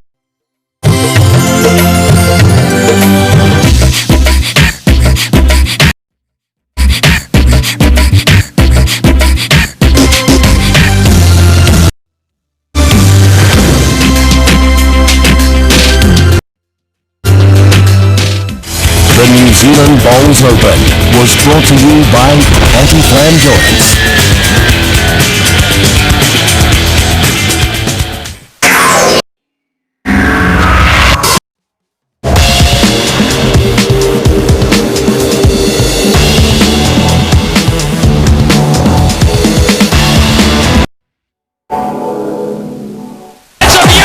Make sure you tune into Cricket Company.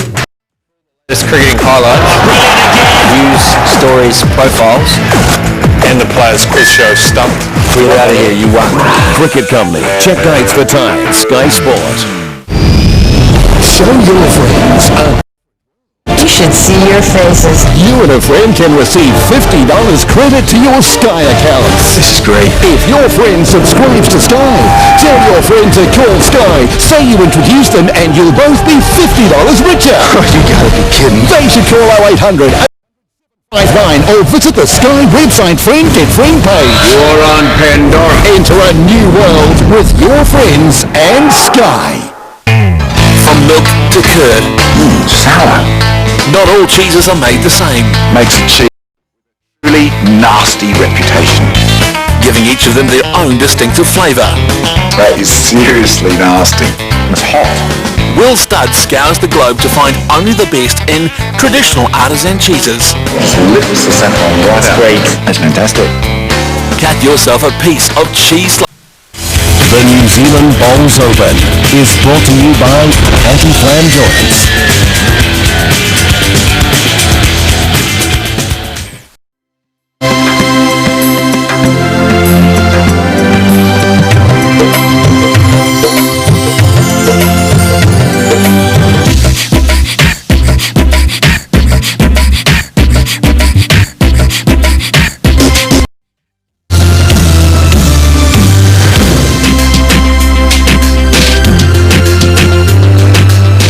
Time here at the Henderson Bowling Club in the 2010 Anti-Flame Joints New Zealand Open, and it's men's singles time. Riker Gregory up against Mike Bradshaw. Mike Bradshaw knows what this green is all about. Both these guys, though, in their preliminaries, knocking out New Zealand reps. Yeah, certainly a good way through.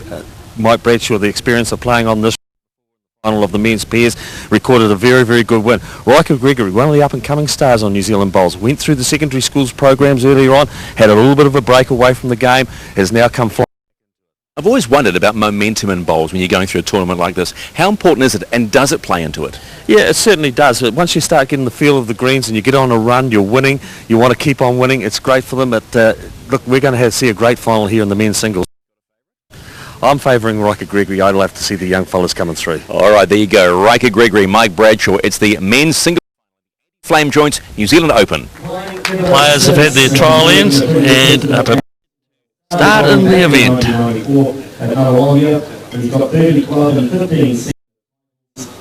First to 21 shots, each player having 4 bowls. You see some of the crowd applauding the appearance of the players. They make their entrance to the arena, the finals rink here at the Henderson Bowling Club. Absolutely beautiful conditions.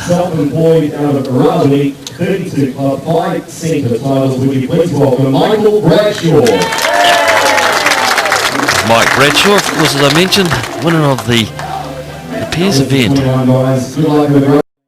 One of the earlier events in this lead for Neville Hill, scoring well in the end, a convincing win. As the players have tossed and elected as to who will throw the jack first, and it is Riker Gregory. 27-year-old, born in Waikato, and is now playing out of the Papakura Bowling Club in Counties, playing his centre competition. Still living down in the Waikato. Travels up to play in the Counties program. Started playing bowls at a very young age at the Narrawahia Bowling Club.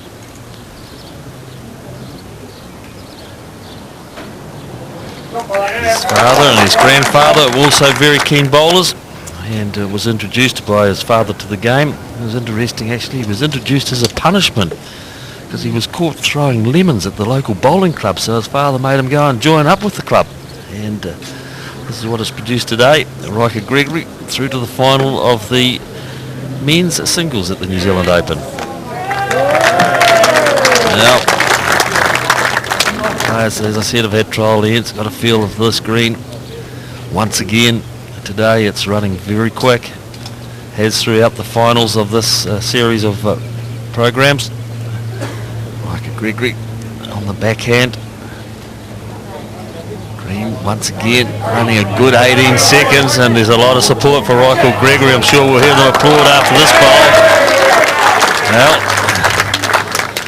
they've all come out, and there they are, the supporters for him, enjoying the sun. The blue sky we see overhead. The umbrellas and the sun cream will certainly be on today.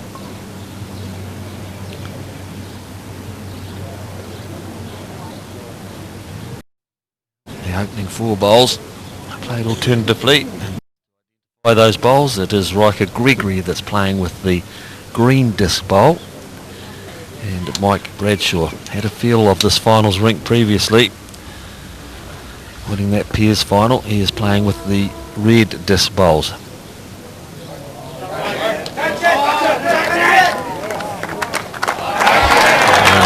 It's a fantastic start for Gregory. He certainly got a quick feel of the green as Bradshaw starts with a bit of aggression. Looks to be wide. It may collect one of the bowls, and it does. He takes out one of the shots. However, the last bowl from Riker Gregory is still a shot. Very smooth delivery from Gregory. Big fella.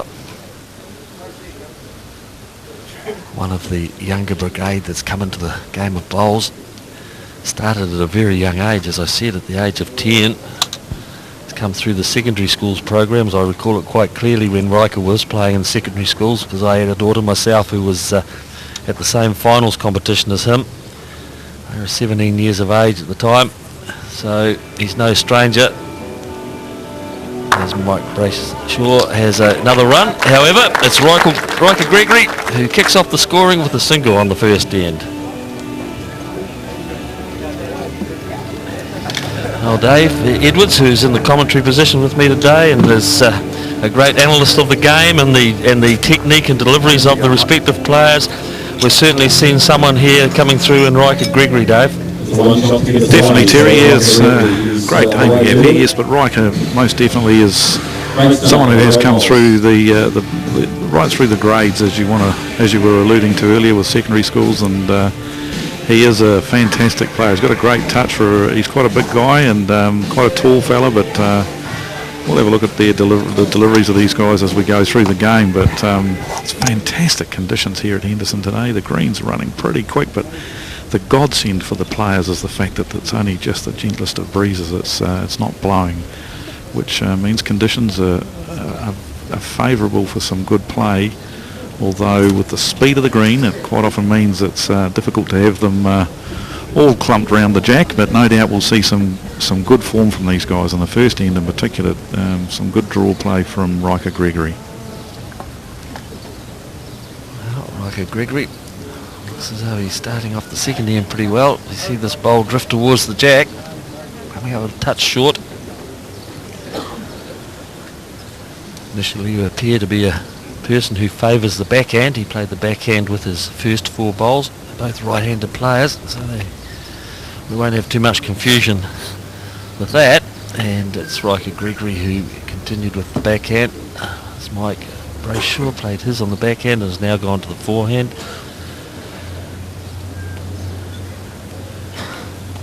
Led very well in the pairs with Neville Hill a few weeks ago. Well, once again he's back here.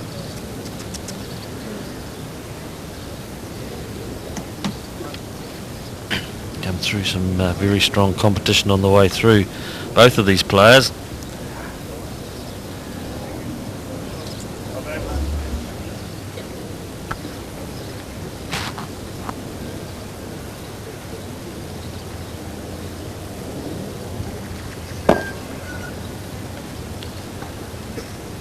Expecting us to see some very good draw bowls in this event, and then if they need to, neither player will hesitate to attack, and there is an excellent draw bowl from Mike Brayshaw.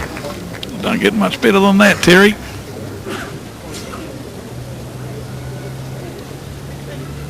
Just as we've previously the marker Jacobs today marking this event, puts a chalk mark on it to indicate that that bowl will stay alive if it goes into the ditch at the end of the rink.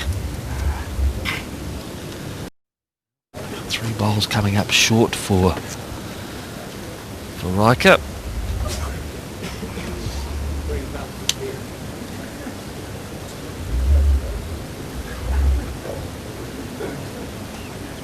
There's Bradshaw. Once again looks to be tracking fairly well. Just hung a touch wide. Close to another counter though. I'm pretty sure he's got a couple there.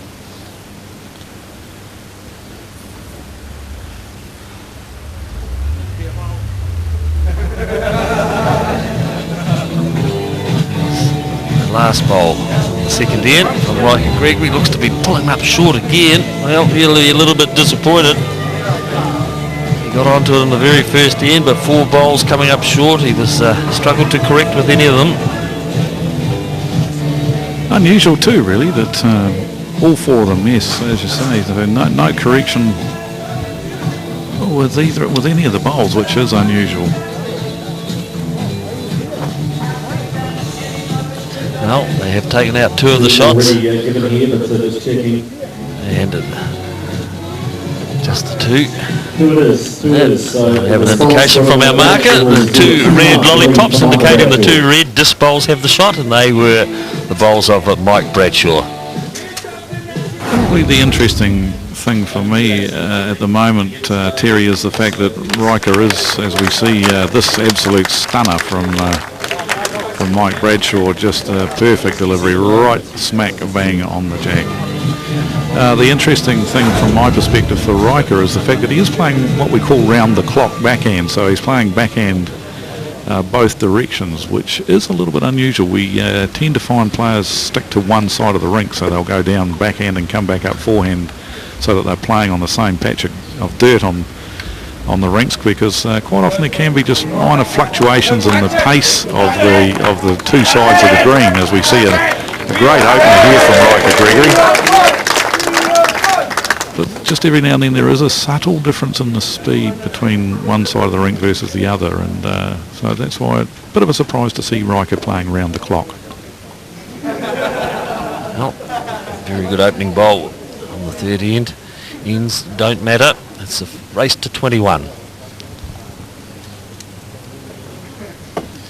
Just notice also, Dave, the players are very quick on the mat. They've got their mind made up as to what they want to do, and on the mat and away they go. So it should be a relatively quick game, depending on the scoring, of course. At the moment, it's Riker Gregory holding the 1 bowl, coming up short this time, the second bowl. Yeah, I think as far as that quickness is concerned, as long as players go through their normal pre-shot routine okay and do the same thing every time, and quite often if playing quickly is not necessarily a bad thing. I think quite often you can, if you spend too much time on the mat summing things up, you can just feed too much information into the brain, as Mike close shave past Riker Gregory's bowl. Yeah, you can just baffle yourself with too much science in the head while you're so quite often it is good as long as you go through that proper pre-shot routine, do the same thing every time, get on the mat and line everything up and then let it go. There's no problems with doing that quickly. Well, it's Riker Gregory, and he's pretty much on target again. He's got at least 2. Just interesting, Riker Gregory, only 27 years of age, and he's got 15 centre titles. It's a pretty good achievement. As Mike Bradshaw nods his head and says, that's a pretty rough one for me. And has taken both of his bowls off. Well, it was a poor run shot from Mike. He is now in all sorts of bother. A player who doesn't hesitate to attack. You can see the 3 blue bowls there. They are all the blue bowls of Riker Gregory, and he was the 4th. Now, Mike Bradshaw's got to draw. He's got to look at reducing the count, and he is not mucking around. Straight into his work. The way he stomped his foot there, I think he might feel that he's a bit heavy here. Mind you, it doesn't look too bad as it's breaking towards the head now. This is a great bowl, this is. Look at this, look at this.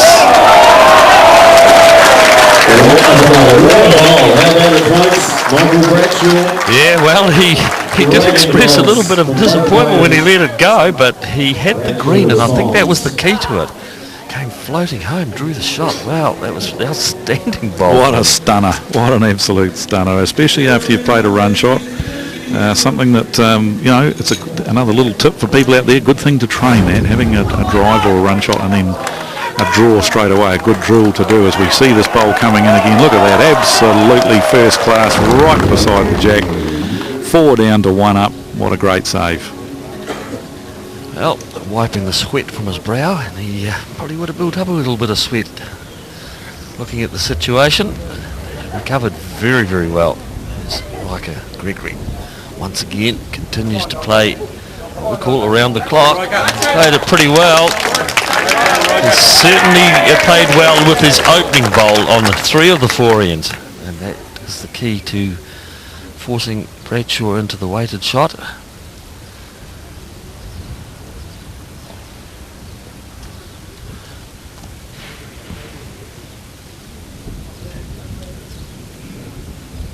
That's the first bowl from this end from Mike Bradshaw. Comes up very short.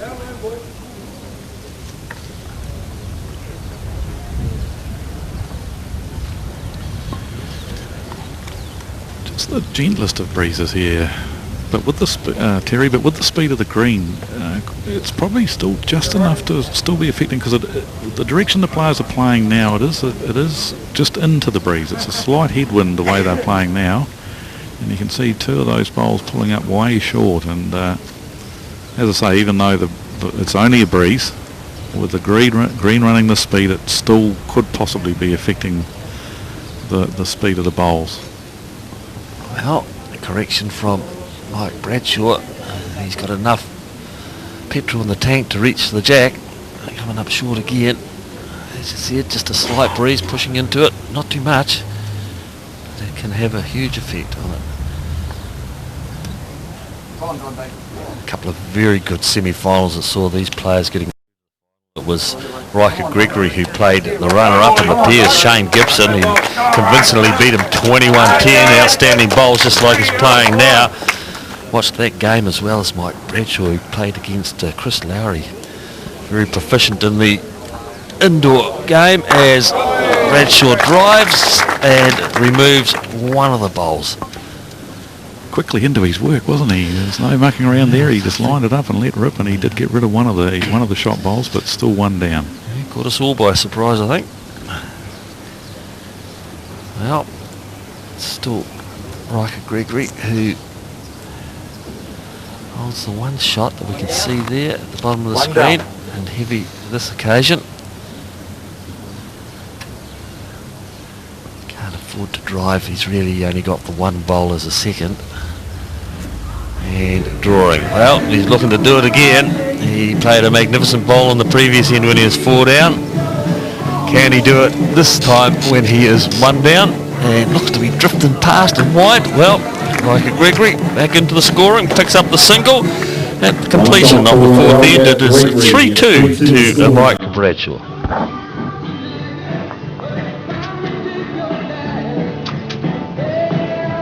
What sort of design are those sunglasses that Riker's got on there, Terry? They've got to be a couple of rippers. If they look at those after the game, they're not too bad, are they? Look at them, the old white band around those sunglasses. Yep. Look at that now, look at that. What's there? What's the M stand for, do you know, mate? No, there must be some designer of some sort. Very classy. Yep, certainly. Well, he's worn them throughout the event.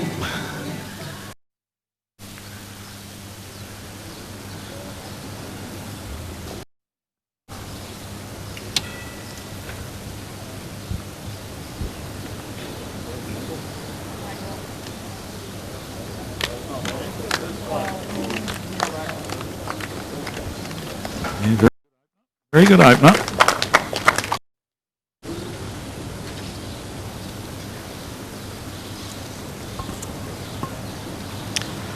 Yeah, Mike Bradshaw, he sort of seems to have no fear. He's just into his work, delivers the bowl. If he wants to have a drive, he'll have one. Don't take too much time in summing up perhaps the consequences if he goes astray.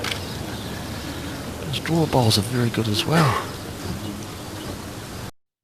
To deliver. False start.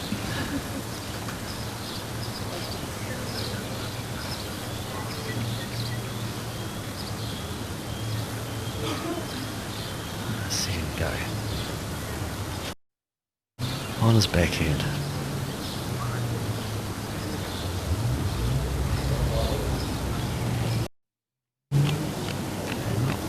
Another very good bowl. Another very good bowl. Putting the pressure on his opponent.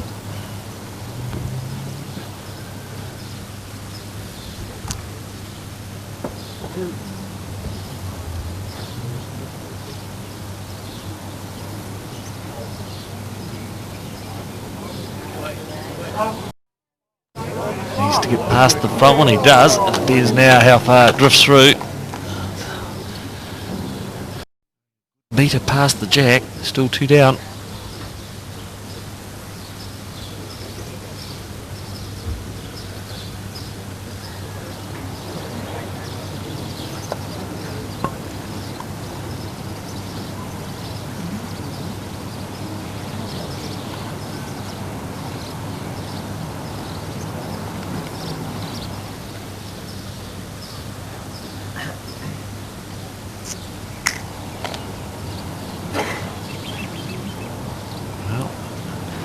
Noticed the delivery then when he got away. It did come out with a little bit of a wobble, and that of course has taken all the weight off it, and that's one of the things that can happen when we're playing on a green as fast as this.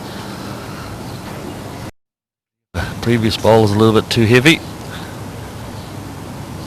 The player tries to control it a little bit better, and it's Mike Bradshaw with his last bowl, holding 2 shots definitely. Wanders up and has a look and leaves Riker Gregory at the other end to deliver his last bowl. Certainly got more weight on this occasion and looks to be tracking pretty well. Got enough to get past the front one. It does now. How far is it going to disappear? That's an outstanding bowl from Riker Gregory. He got the jack on that occasion and picked it up and trailed it back to his own bowl to pick up a 2. He'll be pretty happy with that. He'd be ecstatic with that. What a great bowl. Tremendous delivery, and once again, 2, possibly 3 down.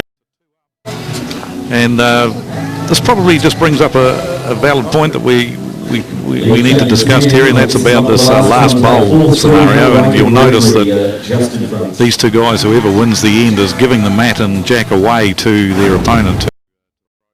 That they get the last bowl of the end, and it's so crucial, as we see on the screen now, that great last bowl from Riker Gregory, where he huge turnaround in fortunes, and so he's given the mat to Mike Bradshaw for this end, which means he gets the last bowl again, and he has the option of either taking the mat and jack himself or giving it away. And most of them in the men's game, you find that it's pretty much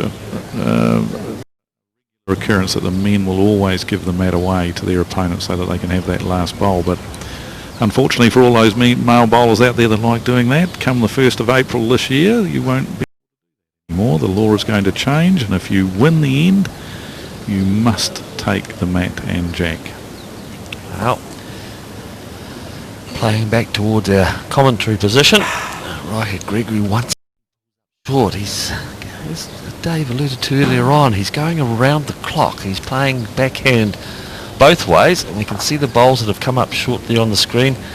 Good 1.5 meters, 2 meters short of the jack. And that makes me wonder, Terry, if what I said earlier on also does apply here. Maybe that side of the green is just a little bit slower. And so he's getting the speed okay going away from our commentary position.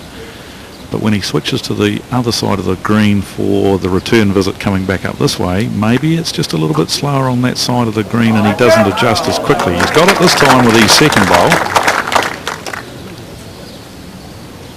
And it only has to be just a minor difference in the speed from one side of the green to the other for it to make a difference to the end result of the bowl. Well, Mike Bradshaw.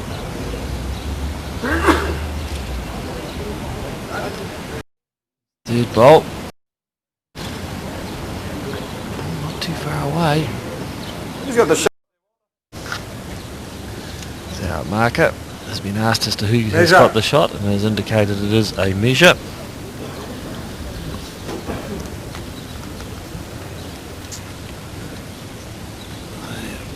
Riker Gregory just not too sure what he wants to play. Has a short wander up the green. Goes back to the mat. He's drawn the shot on the backhand, but maybe forced to change his hand now. Doesn't want to turn the last bowl of Bradshaw's and playing on the forehand. Well, interesting to see what he does for the first time coming down on the forehand. In the area needs some connection with the jack. Fails to do so because he was very heavy. that may once again just perhaps cement my point that you know, he was very heavy on that forehand draw. First time he's played on that side of the rink coming this way, and whether it's a bit quicker out there, and that's what caused him to go racing through. Bradshaw has promoted one of his own bowls. Doesn't come into the count. It's the other two bowls that are of interest. Yes, well, they're the only two that Riker Gregory went to when he was looking at getting some indication as to whether he has got the shot or one down. Very quickly made up his mind. Got a very good crowd in this afternoon as well for this final. You see them down the side there.